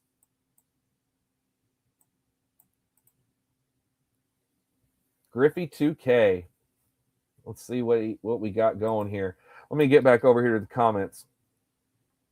Matt says, gotta be weird at 12. Absolutely. So I really like that. I do think that going Rooker and Kurtz is a great way to play it. That last draft I was just showing, I'm pretty sure you could get a chance to have Soderstrom come to you. Obviously, you could add some pieces with Langoliers if you want later, or I took the Jacob Wilson or Lawrence Butler. There's a lot of good A's pieces, and I say take advantage of them this year for this last year that they're playing in the minor league park. But I love the A's. What can I say? Joe says, I have no Churio this year. Now, Joe, is that on purpose? Have you been fading Churio and you just grabbed him for the first time? Or is it just the way that the drafts have worked? It hasn't allowed him to fall to you. So has there been a reason why this is your first Churio? I personally love taking Churio, although I agree. I don't take a ton of him in the second round. I have seen him fall to the third. And I bet I have a lower percent of Churio compared. But I like Churio a ton if we're talking about Roto.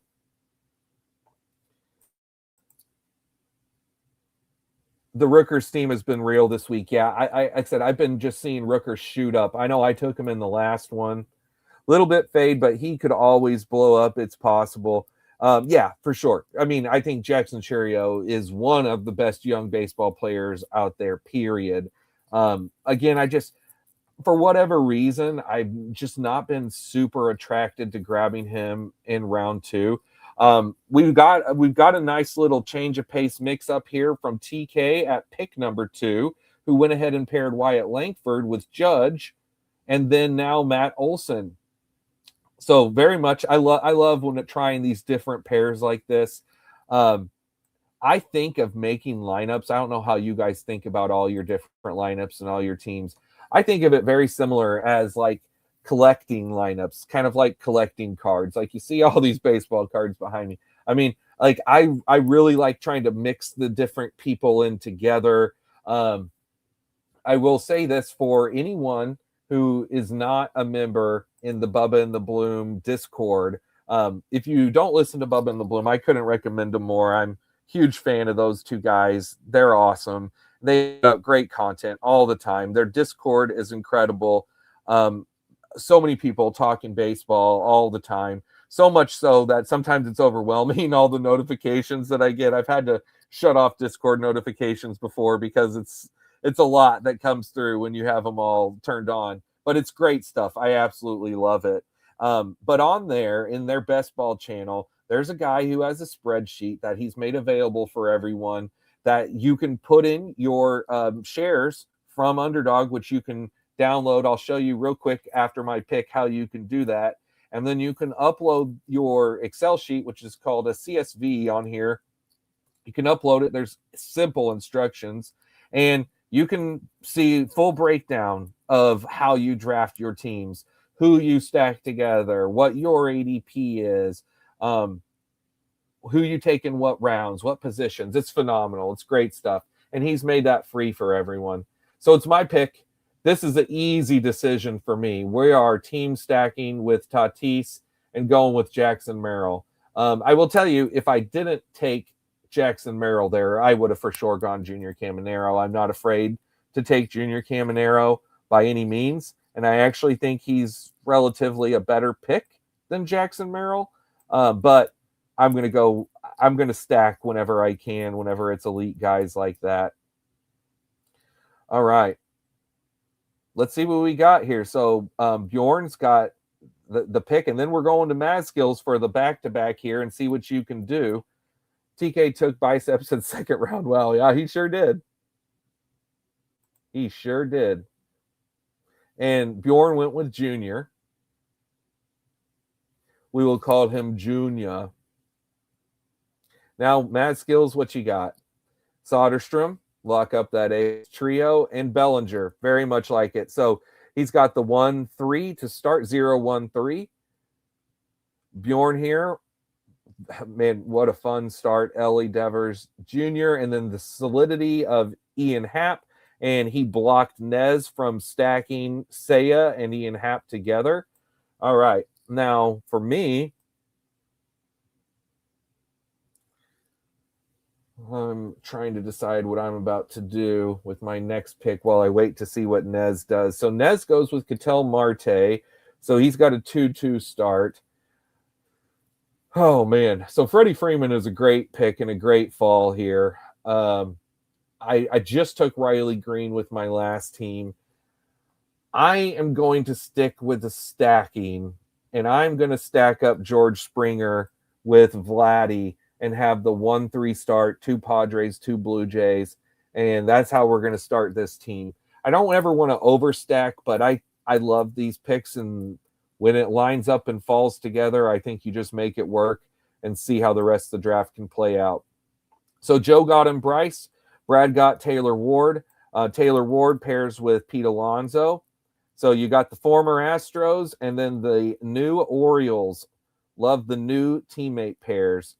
Power for days. See, power is just, it does so much for you on Underdog. It scores so many points.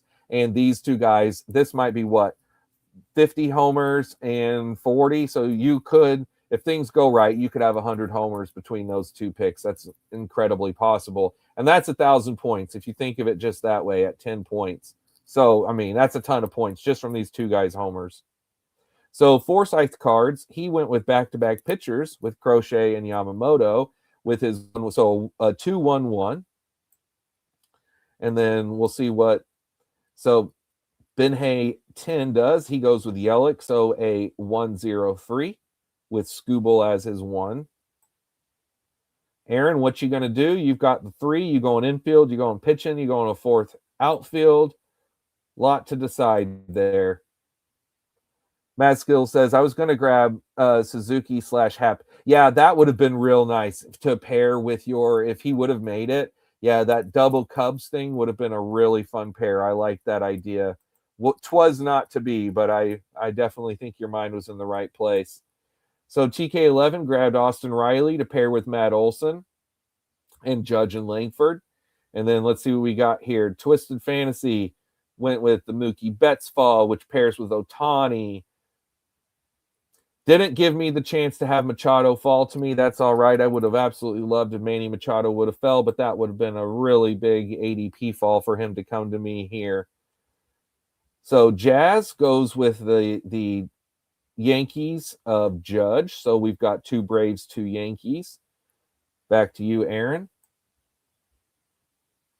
So, by the way, for all of you guys out there who's in the chat, how is the snow where you guys live? I know here I'm in Southern Illinois. I live in Marion, Illinois, and I'm about 2 hours from St. Louis. And we're supposed to be nailed tonight. Like, we've already had snow all day. I'm the manager of an AT&T store. They closed us early, and they never close us early. It's super rare. So I was shocked at that. So I got home a couple hours early, got prepared for this, and but yeah, how we're looking at 10 to 12 inches is what they're saying. 10 to 12 inches by tomorrow. I'm not looking forward to that, but I'm not planning on going anywhere tomorrow. So Joe says hasn't started yet. Online Long Island. Are you guys supposed to get hit later on? I know I heard about it. It's going to be heading to the East Coast. I'm assuming on Long Island there, you guys are used to bad weather, so I'm sure that you're probably ready and good to go. Matt says Chattanooga, Tennessee, little ice, but not bad at all. And then Aaron, I'm in Central Texas, looking like ice instead of snow for us. Sometimes ice can be worse. And then Joe says like a foot, they say. Yeah, so you're kind of in the same boat as me. But like I said, I'm sure you're used to it. Chattanooga, Maz, I'm sure you're used to that too. But it sounds like from what you say, little ice, but not bad at all. So maybe the worst stuff's going to miss you. And then Aaron, yeah, Central Texas. So I was just actually earlier, I was listening to Sleeper in the Bus with Spore and Mason, and they were talking about that. I'm pretty sure that Spore lives in Texas. I don't think Mason does, but he was talking about like how it's crazy there, and since last year's snow, like yeah, I was gonna say everyone expecting losing their minds here, and yeah, that's exactly what he was saying, was that everything's sold out at all the stores because people aren't used to it, but now they're freaking out since what happened last year. That's what he was saying earlier. Brad says Aaron, where in Texas? Yeah, Central Texas. My guess. What is Dallas? Is that Central Texas? I'm not familiar enough with the town placement in Texas. 2021 was wild, so people freak out every time. College Station, gotcha. Well, guys, I hope that everyone has no problem from the snow. My brother was driving home from a pool tournament tonight, and he said he could hardly even see the road. It looked like he was driving through a field, but he made it safely. Thank goodness. Brad's in Houston. Dallas is North Texas. Okay. Thank you. Yep. I wasn't 100. I'm not, like I said, I'm not that familiar with Texas. I've been to Texas once, but I'm 42. And whenever I went to Texas, I was 9 or 10. So it was a long time ago. All right. It is my pick. Let's see here. Oh, I was talking through and I got autoed Christopher Sanchez. Whoopsie. I talked right through my last pick. That's all right. I am completely good with that. And I am going to now grab one of my favorite picks and Mike Trout. And I don't care. But I talked right through that. I was talking to all you guys about the weather. Sorry about that. I got a little carried away there. I have to, in my windows, I have to go between the chat and the draft room on different windows. And so kind of get lost in the chat there for a minute. All right, let's catch back up. So, by the way, I'm perfectly happy with the Christopher Sanchez auto pick. That was a good fall. I like drafting him. He's very similar to the Hunter Brown pick that I did last time, who went earlier to Aaron in this draft. So, as we go around here, so Brad has a 114, Joe has a 033, Teoscar Gilbert, Turner Naylor. Nez went with Cole Reagans and O'Neill Cruz. Upside City. We were talking about taking swings. That's it right there. Bjorn went with Logan Webb and Altuve. That's solid City right there. And then Maz Skills. Look, I love that double teammate stack there too. You're definitely right on board with the stacking. And now you have a 0-1-5 Maz. I don't know if you ever do just 5 outfield builds, but I will tell you, looking at your 5 outfielders, if it was me, I think you could be done. If I had those 5, I think I might try like an 8-7-5 build. I don't know if you've thought of that or if you'll do that, but just throwing that out there as an idea for you. Then we've got Dylan Cease and Aaron went with Freddie Peralta, the new New York Met, Freddie Peralta, until, of course, he signed somewhere else. Although, with the money that the Mets are been throwing around, I wouldn't be shocked one bit if they just announce an extension with Freddie Peralta before he even hits the free agent wire. But if he does hit it, he's going to get a big contract next year. This is assuming we have it next year. I don't even want to think about that. I don't like even entertaining the thought of a lockout next year. So Twisted Fantasy went with Neto and Chris Sale. Chris Sale, one of my favorite picks this year, because look at where he is compared to all these other pitchers. He's so low. And Chris Sale could be better than most all these guys if he's healthy. I would say he is better than most all these guys when he's healthy. TK11, did you have another A? Nope. So that's all right, though. You've got that, the 4043, and I like that outfield. You've got a very solid infield. If it was me, I personally don't know if I would have picked Seager, but it's a teammate pair with Wyatt Langford, and Seager's really good. I do take Seager with some Texas Rangers stacks, but he's a low percent guy to me because I've just been burned by him so often. I'm sure all of us have who've drafted Corey Seager, but there's no doubt about how good he is when he's healthy. Let me come back over here to the comments. All right, hope everyone, they're cool in H-Town. Austin, probably Central. That's, I have one more in mind, but we'll see if it works out. Mad Skills, one more. Oh, for a stack. And then Joe says, did you guys notice that they updated the projections? No, actually, I didn't notice they update. So are some of the guys who were projected for 0? Let's go look at Akamoto, who I've taken some. Well, he's still showing 0. That probably means Murakami is still showing 0. Yeah. So they haven't changed the Japanese guys yet. But I hadn't noticed. TK11 says, I'm in 30 to 35 drafts in, and I think that's my first Seager. Yeah, so you're in the same boat as me. You agree. Seager is a good pick, but he's just, it's just, you feel like with Seager, it's just a matter of time before he gets hurt. And I understand that I could say that for so many guys, and I am a hypocrite because I will draft Byron Buxton and Royce Lewis so much. But it's just how I am. I only mix Seager in with Ranger stacks. So it's my pick. I have to take Vinny P. I have to. I love Vinny P. That's not a stack. It doesn't matter. That's a great pick. And I will take Vinny P. I don't want to say 10 times out of 10 there, but it's really close. I do draft a lot of Vinny P. Contract year for Steve Kwan. Hey, you know what? Steve Kwan is going to get paid. He is 4-time straight Gold Glove winner. I'm going to double check that real quick. I want to say he's won 4 straight Gold Gloves while hitting for a good average. Yeah, 4 straight Gold Gloves, 2 straight All-Star games. And actually, he's not a free agent till 2028. So you're probably just joking about the contract here for Steve Kwan. But anyway, I had to go check it out. He will get paid, though, in real life for sure whenever he is a free agent. All right, what did I miss here? Let's go back to the draft room. All right, so after my Vinny Sasquatch, by the way, I'm sure all you guys have seen, but whenever he hits home runs, they have a guy in a Sasquatch suit go by in Kansas City. It's amazing. Nez took Joe Adell. Love Joe Adell. Maz got Hunter Green and CJ Abrams. Almost said JJ Abrams. That's funny. And then Nez got him Strider. I've made my Strider thoughts known. Obviously, I know the upside of Strider. I have no problem with that. I want to see him in spring training before I'm drafting him. I am very torn on what to do with this pick because I want to take Lubob, but I also want to take Luzardo, Fried, or DeGrom. Lubob, let's go outfield. I'm going to push pitching.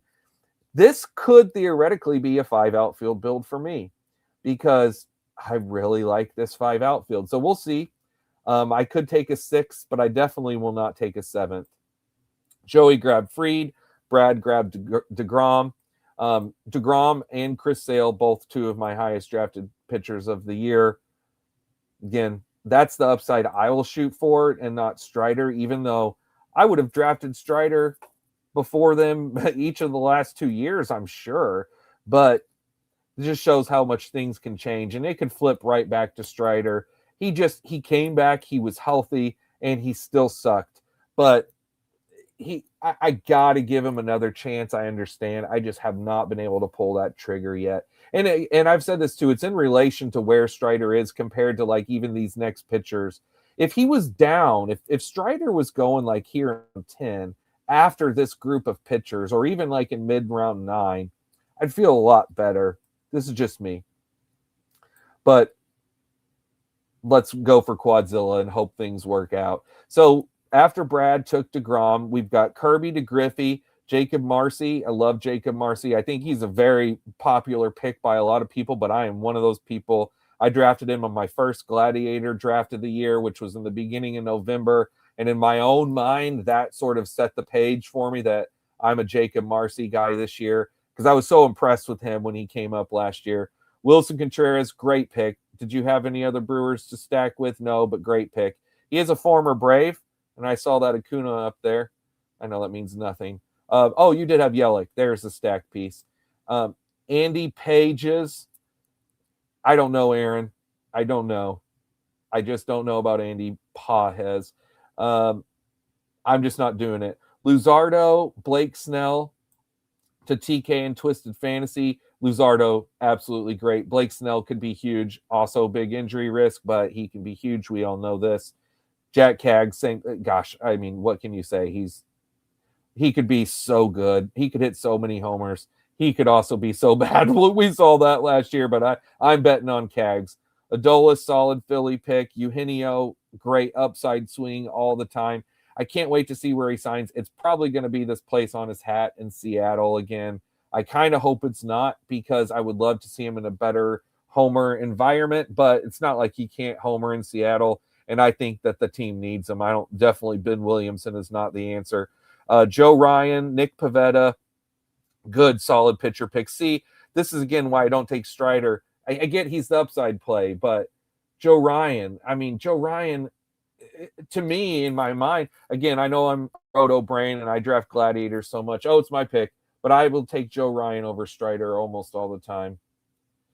All right. So for my first pick here, this is easy. I take this guy a lot. Someone who I'm buying in on this year on Underdog. And again, I know I am a hypocrite. Kyle Bradish has been hurt for multiple years, but he did come back at the end of last season. He came back healthy. He finished the year strong, and he's had a completely normal and healthy offseason while the Orioles have gotten so much better around him. This is why I will draft so much more Kyle Bradish than some of the other people like the Striders of the worlds, the Blake Snells, even Brian Wu. I was talking about, I don't take a lot of him, and I probably should not ding some of these guys in my mind the way that I do, but I know we all have our biases. Yandy Diaz-Tanez, great pick, super solid. Fromber, Bjorn, we've talked about that. If he goes to Baltimore, that's also a great pick. He could be better than Bradish in Baltimore. Mackenzie Gore, I've got to get this guy in my rotation of picks. He's been out of my mind for most of the draft season because I really was not into him with the Nationals after being huge on Mackenzie Gore last year. Huge. One of my highest drafted pitchers last year. I really fell off, but now with the Rangers, I am back in. Nolan McLean, this is my favorite young upside pitcher. Chapman. I don't take a lot of Chapman, Bjorn, but we know that Matt Chapman is a solid play. And if you've got, do you have Devers? Yep. If I've got Devers and you've got Heliot Ramos, oh yeah, Chapman was a must pick. Nez grabbed him, Sonny Gray, super great, solid pick. Now,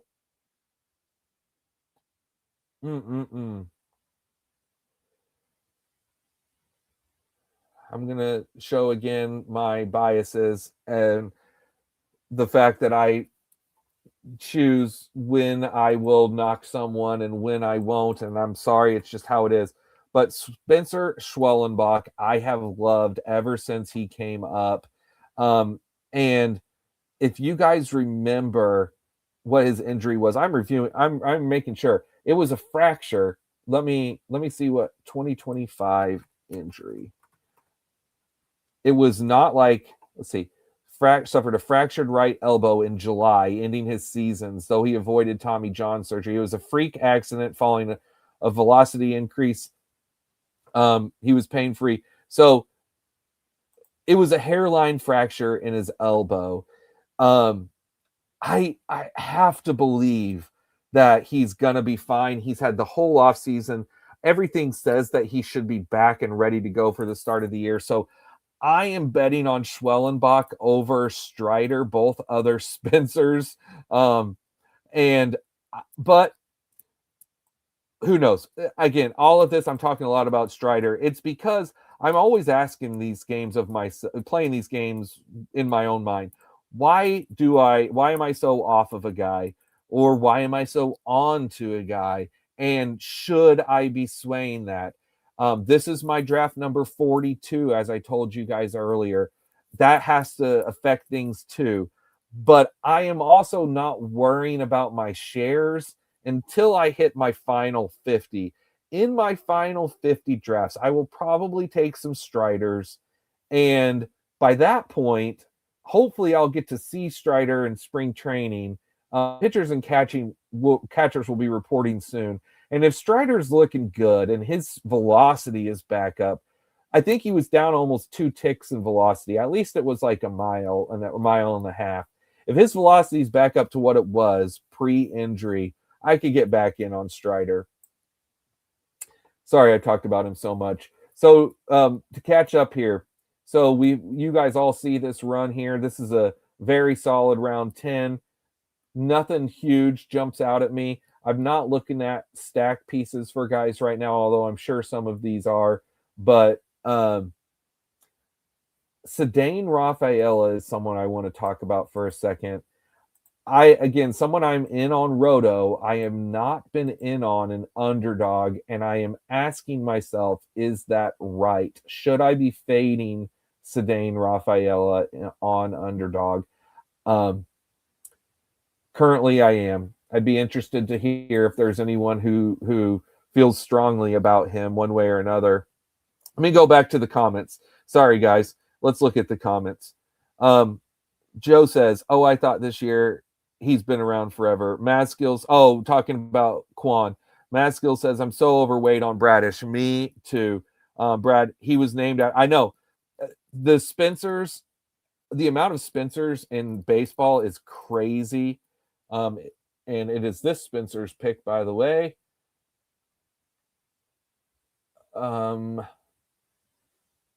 Yeah, this feels like a upside time for my pitching staff with you Savage. Yep, like that. Now, whenever I was a kid, again, I'm 42, whenever I was growing up, I didn't ever hear Spencer, ever. There was no sports players named Spencer. There was no one in my school named Spencer. The only Spencers that I ever heard of whenever I was a kid was like Spencer for hire or like that Spencer Tracy. Like they're like these old Spencer names.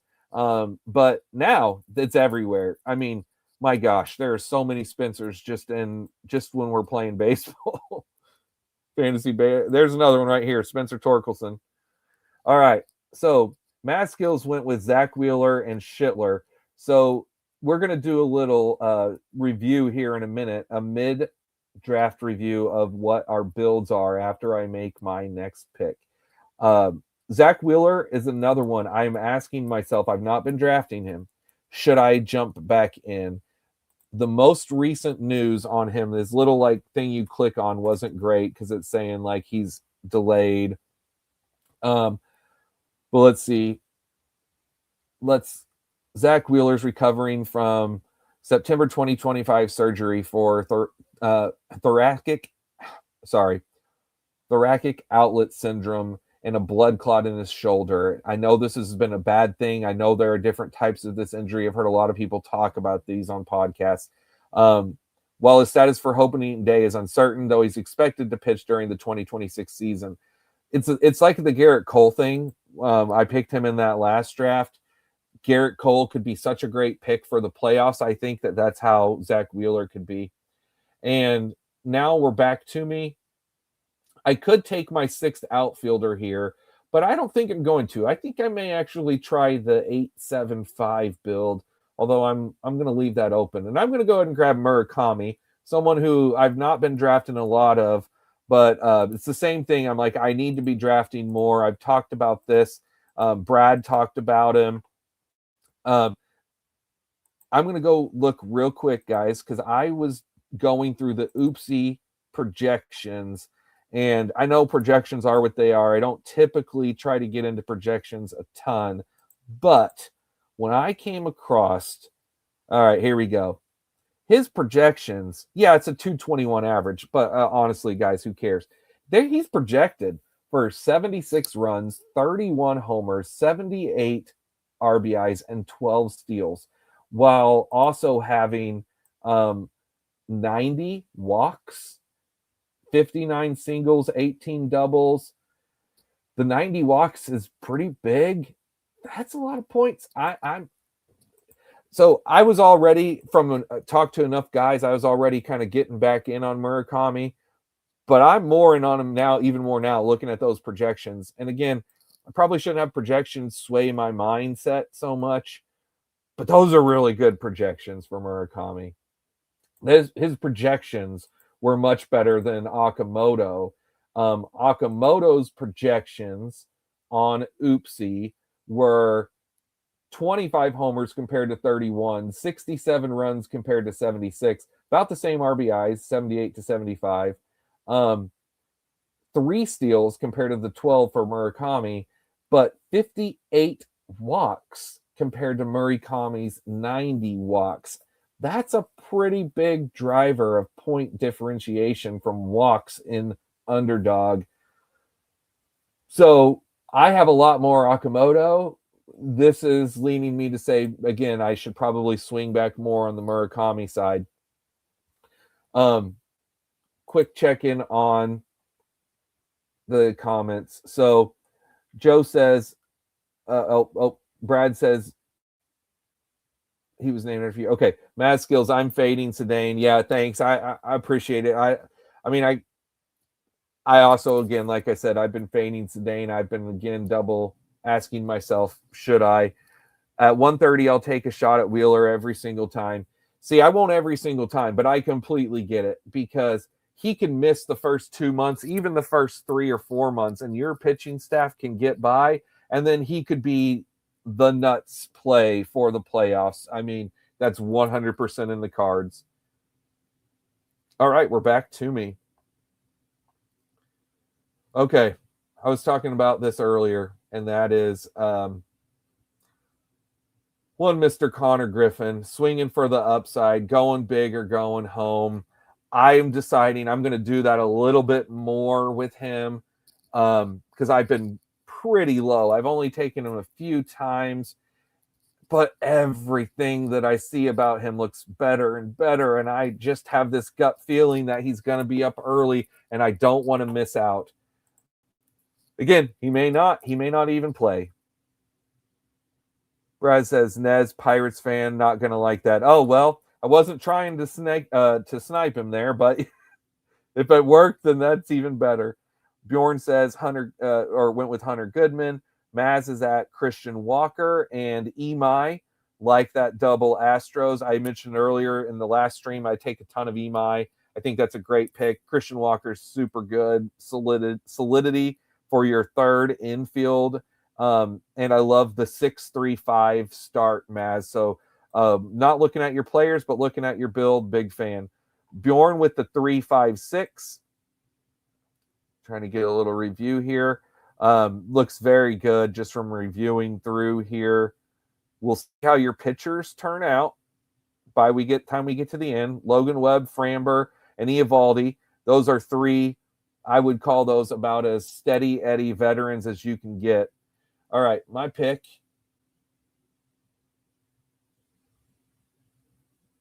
Glasnow or Bybee? Glasnow or Bybee? Hmm.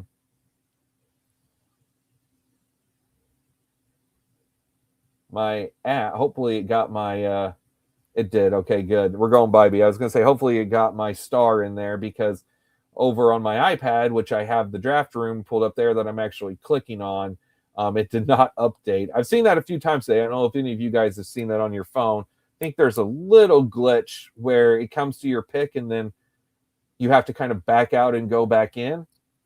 So keep an eye on that for anyone if you're on your phones. So Joe says you guys are picking the wrong prospect.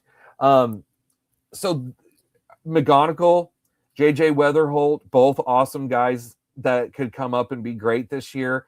Are you talking about McGonigal? Because that could be so.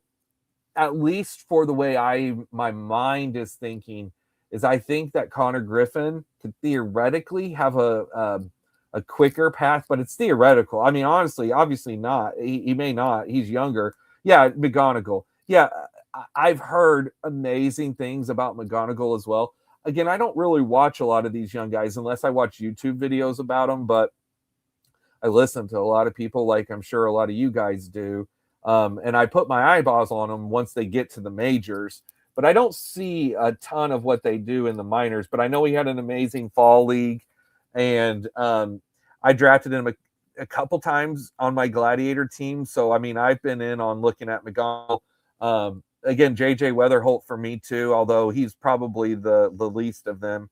Pirates kept Chandler in the minors almost the whole last year. I know. And that's 100% a great point. And that's why I'm like, it's risky. Going Connor Griffin is risky, and it could absolutely blow up in everyone's face who takes him.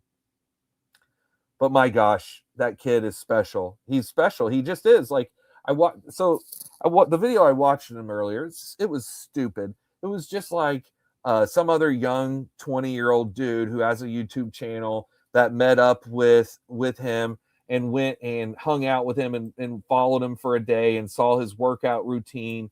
But just watching Connor Griffin work out and hit the baseball in the cage, he's only 19 and this guy looks like a monster already.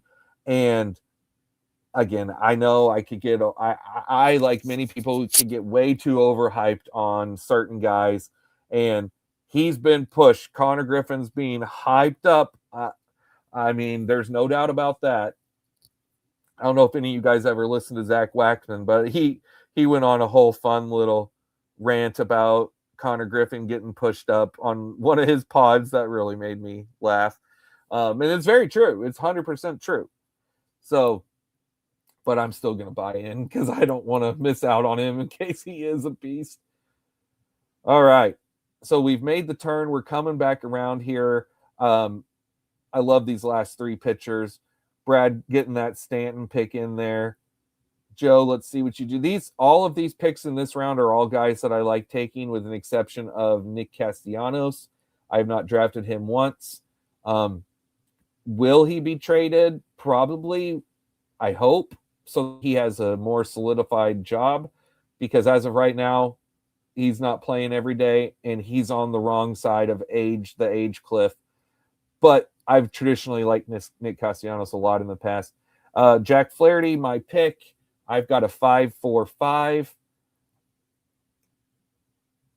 Anything jump out to me? Yep, something does. What jumps out to me is Nick Lodolo, who's a pitcher that he's in my mix of guys that I want to look at here that I think have that upside to shoot up the board with these other three. Flaherty, I don't think he has the upside, but he's very solid. Like, I like Flaherty. I think Flaherty is again, I just think we've seen the best of him and we're not going to see better. But just because we've seen the best doesn't mean that he isn't good. Whereas Lodolo, Baz, Edward Cabrera, I don't think we've seen the best. I don't know about Trevor Rogers. Last year, the end of the year could have been the best of him.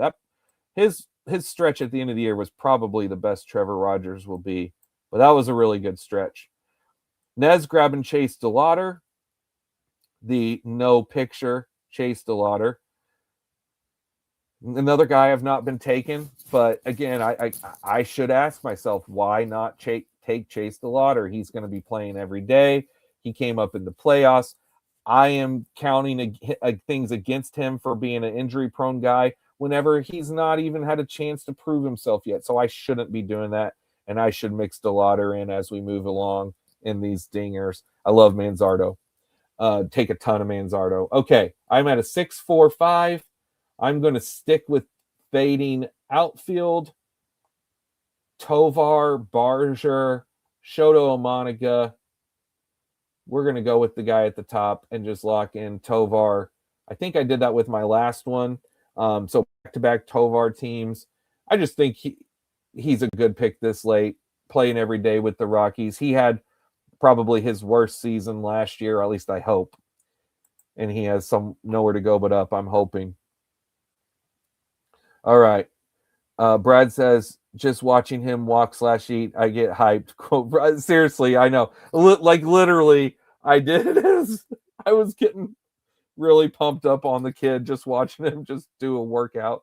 And then how do we feel about Roki? TK11 says, I don't know. I'll tell you how I feel. I'm staying away from him for the most part, although I will mix him in because occasionally I like to have some Dodgers pitching staff teams where I have like 3 or 4 of the Dodgers guys. And I will mix in Roki with those. But for the most part, my biggest thing is I don't know that Roki will stick in the rotation. I think he will, but they've already showed they're willing to move him to the bullpen, and he did really well in the bullpen. So if they have a stacked bullpen, obviously after getting Edwin. So I would say Roki is a good pick, risky pick, not a great pick, but worth taking pick. I do like taking him more when you already have some Dodgers pitchers. So I see you went ahead and grabbed him. Let me review your pitching staff. You have Luzardo, Pablo, Bubba, Gallen, and now Roki. Now, TK11, I'm wondering if your plan is to go with 6, 7, or 8 pitchers. If I had your team with Luzardo, Pablo, Bubba, Gallen as the top 4, I think this is a minimum 7, maybe an 8 pitcher build, but minimum 7. I don't think I would take just one more, but I like it. I like all these pitchers. I can't wait to see where Gallen goes. Bubba, I'm huge on. The thing is, I'm also with the comment about the Pirates not bringing Bubba up until late last year. They did that 100%, but it feels like things are going to be different there this year with getting Brandon Lau and bringing in O'Hearn and just the talk. I don't know. I feel like things will be different, but we'll see. They signed Roki to be a starter with filthy stuff. Oh, absolutely, and that's why I'm like he's probably gonna be a good pick. There is that worry. Like, what if he goes back to the bullpen? Probably won't happen though. Again, their bullpen's so good, so I bet he'll stick in the rotation. I'm going to be real interested to see where he goes. I love how late he is. This is a perfect post-hype sleeper.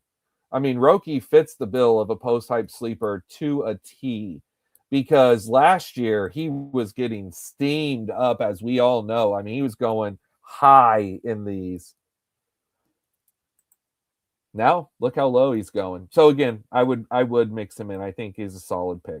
Now, we come back around here. We're in round 17, so we're getting close. We've only got a few more rounds.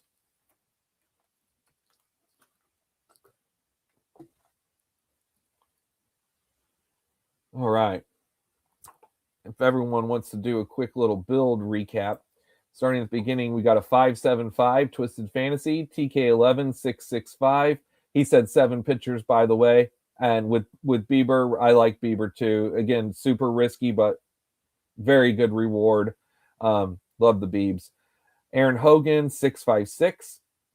Benet, this name keeps throwing me off. Benet H10, 665. Forsyth Cards, 557. 566 for Griffey. Brad, 656. Joe, 665. I have a 655.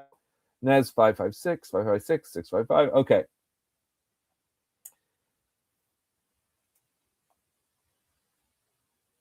Pitching is not jumping out to me here, guys. I really like Luke Keuchel. Really like Okamoto, as I mentioned earlier.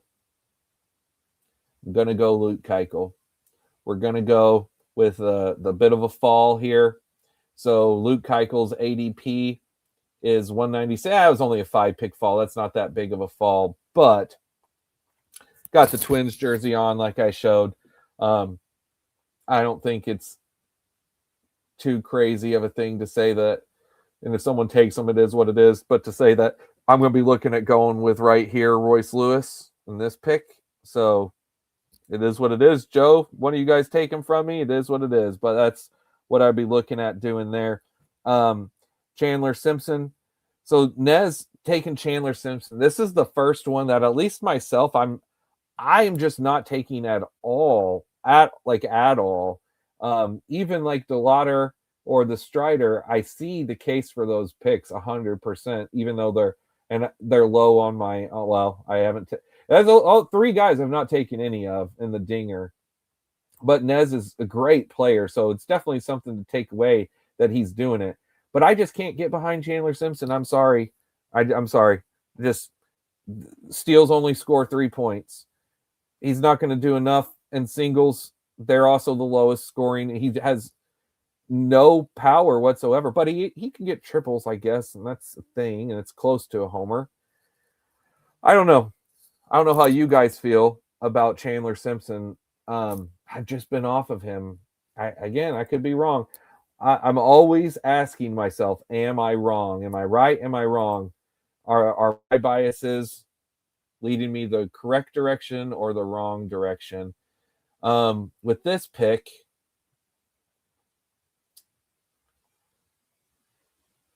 oh crap. Well, I just timed out. I had him in my queue. I was looking at pitchers. I was going to grab a pitcher, but well, so much for pushing Willie Castro to this 19 or Royce Lewis to this 19-9. 18-4 it is. That's all right. We'll go with it. So I'm sitting at a 6.75. I can close out to do a 8.75 with 2 more pitchers. And if I want to do a 7.76, I could go with a pitcher and an outfield. So we'll see how things come back around. Steals are 4 points, right? Let me double check. Maybe they're 4 and not 3. I just know they're not a big driving factor. Let me go double check this.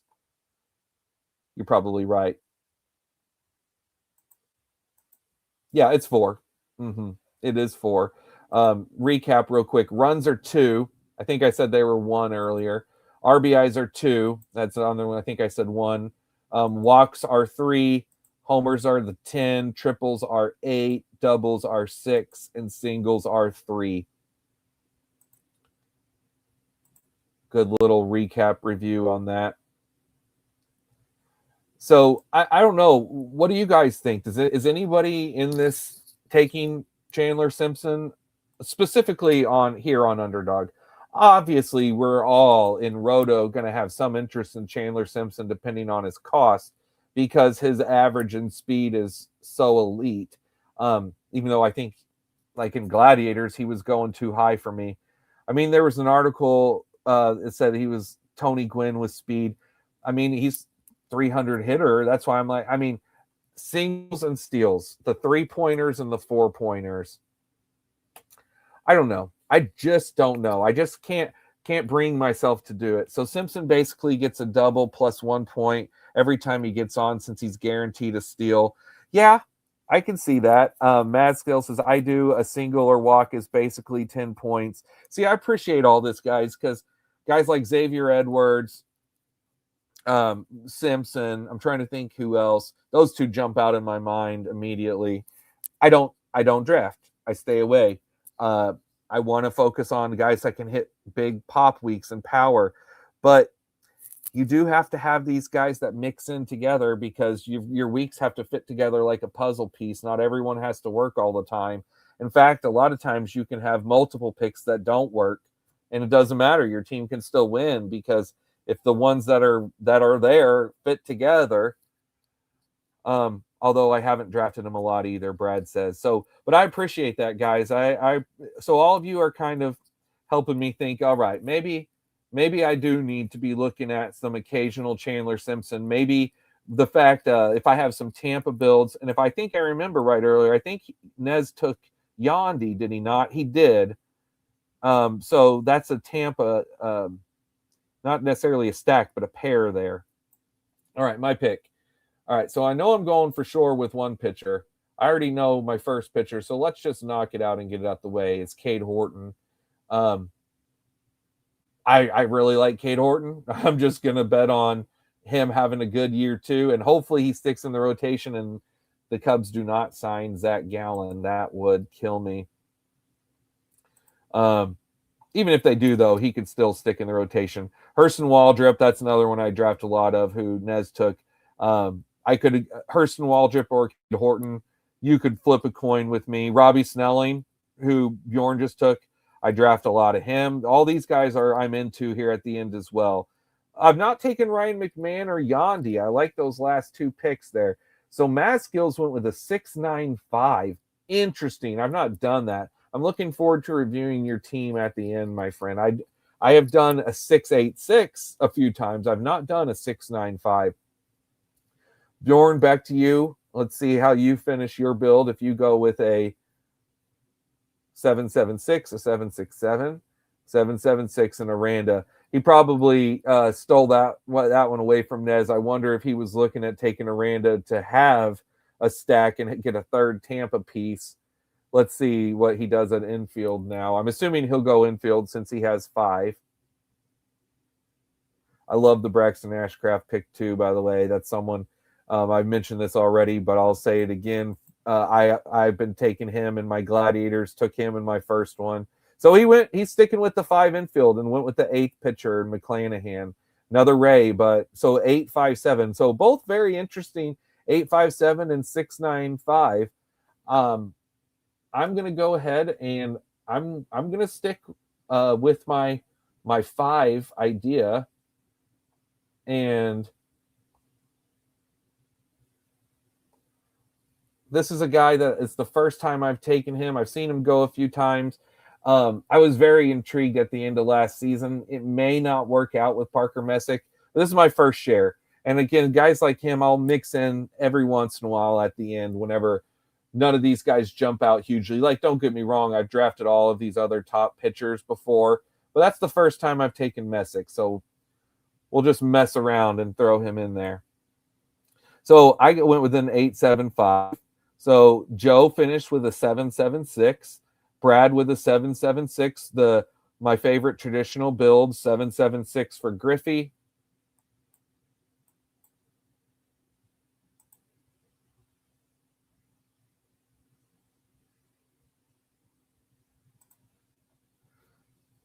McMahon, 6.77. Another traditional build there, 6.77. Let me go back over the comments real quick. All right. Let's see what we got here. When you see my infield, you'll understand. Okay, yeah, we're going to go through that in a minute. TK11, I've been sneaking McMahon in drafts just in case he goes DJ LeMahieu on us. Oh, man, LeMahieu's first year with the Yankees. Oh, crap, was that something special. Brad, got to run. I'm exhausted. Thanks for the stream. Good time. Thanks, Brad. Really appreciate it, buddy. Yeah, I'm not going to try to spend a ton of time reviewing teams at the end, but I would still want to do that because it's been 2 hours and 18 minutes and I'm getting exhausted too, but it's been awesome. I've loved doing this with you guys. All right. There we go, everyone. The draft is in the books. So let's review our teams. All right. So we for sure have TK11 in here. I don't know if Twisted Fantasy was in the stream. I don't think I saw him talking, so we're going to skip his review. TK11, he has the 7.76 build. Jesus Luzardo, Pablo, Bubba Chandler, Zach Gallen, Roki, Bieber, Will Warren. I've mixed Will Warren in. I like that a lot. He's sneaky play at the end. I like this pitching staff. And the way that you have the top and the bottom, I think that it makes the Roki pick even that much better. Matt Olson, Austin Riley with Jazz, Seager, Jacob Wilson, Paredes, and Bohm. Great infield. Great infield there. And then Judge, Wyatt Langford, Butler, Adolis, Dominguez, and Jesus Sanchez. Very much like the Jesus Sanchez play there. So we've got a little Atlanta stack, or is it a pair? Three Atlanta or two? I see. I got the Athletics ATH kind of messing with my eyes. So it looks like two Braves, two Athletics, two Yankees. No, three Yankees. I like the way that you overall stack this whole thing. That's a very solid build. Great all across the board. TK11, good team, buddy. Aaron with an 8.66. So Aaron's 8 pitchers. So he got Hunter Brown and Freddie Peralta in the top 100. Good picks, though. Both great pitchers. Then he went with a little risky with Mizorowski, Rodon, Cole. A lot of risky, actually, right there, but still very upside. Risk reward, my friend. Risk reward. And we closed it back with two solid guys to help with the risk. And then Musgrove, who I've been into. I hope that he's solid. But still, good 8 pitchers. I like that group. Freddie Freeman, Bichette, Eugenio, Pena, Story, Xavier Edwards, Juan Soto, James Wood, Jaron Duran, Andy Pages, Dalen Lyle, Sal Frelick. Love every outfielder except for Andy Pages. And the infield, big fan except for Xavier. So that's, again, I'm just letting you know my thoughts on those guys. I could completely be wrong, but that's where I'm looking at. All right, to Brad, 776. Brad, Gilbert, DeGrom, Yuri, Alcantara, Nola, Shota, and Quinn Priester. I have not drafted Quinn Priester yet. Very interesting because I've considered him. I've thought about him with some Brewers teams, but he doesn't even have another Brewer pitcher. Very interesting. Quinn Priester pick. I've also thought about Brandon Sproat since he got traded. Just all right, to the hitting. Pete Alonso, Ben Rice, Michael Bush, Westberg, my boy Ivan Herrera, Miguel Vargas, and Burleson. Brad, you are a man after my own heart with these players, my friend. I draft every single one of those infielders. Kyle Tucker, Jordan, Taylor Ward, Teoscar, Colton Cowser, and Stanton. Colton Cowser is the only one I've not drafted a lot of, except for I've taken him on a couple Orioles teams. And you've got the Taylor Ward thing, you've got the Jordan Westberg, and Pete Alonso. So there you go. That's why to take Colton Cowser, you got an Orioles thing. Love that team, my friend. And that's very, very much how I like to build. Joe with a 776. Max Fried, Gavin Williams, Peapot, Flaherty, Shane Smith, Bubick, and Jose Soriano. I would say this is a risky pitching staff. Joe, Fried's super solid, but the rest of these guys, don't get me wrong. I'm not saying they aren't solid. It feels risky to me, but I like these pitchers. I like every single one of them for their own right. But that's a very intriguing pitching staff. You did push it. You see, you didn't even take the first one till 89. Got a fall there. You pushed it here. So this is a push pitching build. So I expect this hitting to be really good. And of course, the infield starts off really good. Bryce Harper, Trey Turner, Josh Naylor, Mikhail Garcia, Bryce Terang, Glaber, Bryson Stott. Look at the 3 Phillies in the infield. What's not to love about every single one of these hitters? They all have everyday jobs. They're all really good. They're all proven. The outfield, another Philly, great Philly stack. Harper, Turner, Stott, and Schwarber. Oh, man, if you could have even added Alec Boehm somehow into this mix, but I know you didn't need another infield. Churio, Arozarena, Quan, Varsho, Willie Castro. Other than Quan, which, again, he's a fine pick, which works actually really pretty good with this. I love your team. Love your team, bro. A little worried about that pitching, but love the stack.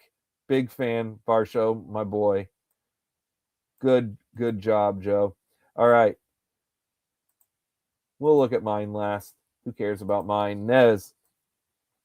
857. So Nez went with Reagan, Strider, Sonny Gray, Chase Burns, Ranger Suarez, Braxton Ashcraft, Hurston Waldrop, Shane McClanahan. again, other than Strider, I love all these picks. And I think, though, as a group, though, as a whole, where you're like upside but also solid. And what I mean by solid, I mean like dependable when he's healthy. Although we've not seen a big history, but I'm big into Cole Reagans. Sonny Gray, we definitely know who he is. Very, very good and dependable. And Ranger Suarez, both new Boston guys. And then we've got the young Chase Burns upside play. Braxton Ashcraft, Hurston Waldrop, two younger pitchers, both came up, both looked really good last year. And then swing big with Shane McClanahan. We've got, what was it, 8-5-7, the 5 infield. Well, look at those 5 infield. No wonder you just went with 5 infield, because between Jose, Catella, and Yandy, I mean, they're going to be every single week such a big part of your team. And then Wilson and Manzardo, two of my favorite picks at late infielder. That's pretty awesome. And then the outfield, it's a great outfield, of course, with Julio, Seiya, O'Neal Cruz, Joe Adell, Jung Hoo Lee, DeLauder, and then Chandler Simpson. So again, I like how all you guys are kind of saying, you know what, you need to think about Chandler Simpson, Spencer, and I will moving forward, but no promises that I'll start adding him to my teams on here. It's hard for me too, but it's okay to be fast. I got to keep telling myself it is okay to be fast. All right. Next up, Bjorn. 776, Framber, Logan, almost identical lefty righty. At least I thought that last year. I had them right next to each other. Obviously, Logan Webb had a much better season. Evaldi, Leiter, Merrill Kelly, Sheehan, and Snelling. I draft every single one of these pitchers. I'm a fan of every one of these guys. So love that pitching staff. Ellie, Jr., Matt Chapman, Dansby, Goodman, Marte, and Aranda. Very good. No notes. Devers, Ian Happ, Altuve, Santander, Heliot Ramos, Brenton Doyle. It was starting to feel a little rough, but then it closed out strong. And I think this 6 outfield build could work out fine, because these 3 at the top should be very consistently good in your scoring lineup. And then you've got the big bounce back potential from Santander. And then I didn't believe in Ramos after his first year of being good 2 years ago, after being a failed prospect. But then his rebirth now 2 years in a row, I believe in Heliot Ramos now. And again, I like Brenton Doyle a lot. Whoop. All right, we're almost done, guys. About to call it a night. Now we've got Maz skills, and we'll close out just looking at my team. Hunter Green, Mackenzie Gore, Nolan McLean, Zach Wheeler, Cam Schlittler, and Imai. Six pitchers. I like all 6 of these. I know you said you'll take Wheeler 100% of the time. And look at that ADP fall, 111 to 132. I didn't realize how big of an ADP fall that was at the time. That makes me love the Zach Wheeler pick even more. And this is the key, right? Because he's the one who could immediately jump up to be the top guy at the end of the year. So very, very, very much into your pitching staff. Let's skip infielders for now. We'll come back to that last. Brent Rooker, Soderstrom, Bellinger, Profar, Michael Harris. Teammate pairs, and Bellinger. We talked about that early. All of these were in the top 60 picks. And yeah, you did what I said after that and just went ahead and rolled with the 5. And I do not blame you one bit. Now, so you went Kurtz, and then you pushed it. So this is why you went so many infielders. Again, it was 9, 6, 9, 5. Before I even look at the names, I'm wondering if maybe moving one of them to one of these other positions might have been more advantageous. But let's review. Nick Kurtz, he's a monster. But after him, C.J. Abrams, Christian Walker, Will Smith, Matt McClain, Sal Stewart, Max Muncy, McMahon, and Yiner. So looking at this, yes, if it was me, the only thing I would have changed, is not taking Yiner or McMahon, but I actually like the McMahon bet more than the Yiner bet for McMahon to potentially have a more impactful season with Yankee Stadium, a full year in Yankee Stadium. Maybe Yiner was overkill at infield, With that said, I love your infield, and he was part of a little Houston thing. It is just a pairing, isn't it? Yeah, I don't see multiple other Houston guys, just Christian Walker. But I love the Matt McClain, Sal Stewart. I draft these guys all the time. Muncy and Will Smith in there, great Dodger pieces. I mean, I like getting CJ Abrams as the two. I completely see why you did what you did. I'm a big fan of your build. And then I'll close out with mine. This is an all right team. I didn't love it. I had the auto of Christopher Sanchez when I was talking and not paying attention, but um, it was a ADP fall, so we'll take that. And then Bradish, Schwellenbach, Yasavage, Bybee, Lodolo, Horton, and Parker Messick. I don't love my pitching staff. I've got some upside. I've got some guys coming back from injury. I've got that rookie. I've got Bybee who could be a bounce back candidate. Lodolo's solid. I think my staff is fine, but it doesn't jump out to me. I've seen a lot of better staffs in this league that you guys put together, and I've done so many better ones than this. But it's fine. My infield, again, I shot big with this one with Connor Griffin after going with Vlad and Vinny P. This isn't one of my favorite teams for myself, guys, but it was fun. Tatis, Merrill, Springer, Mike Trout, Lou Bob. Do I have any other stack pieces? Not a ton. I didn't get any more Padres. I didn't star anyone for stacks after those first few picks. I just let it roll because and I'm glad I didn't actually, just so that I didn't have any star picks that accidentally got autoed. But that was a fun draft. Well, guys, Jeremy, I have been doing this for almost 3 hours now, and I'm going to call it a night tonight.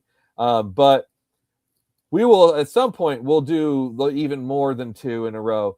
But guys, and Maz says definitely could have got another pitcher. Yeah, that Yainer pick could have been just one more pitcher.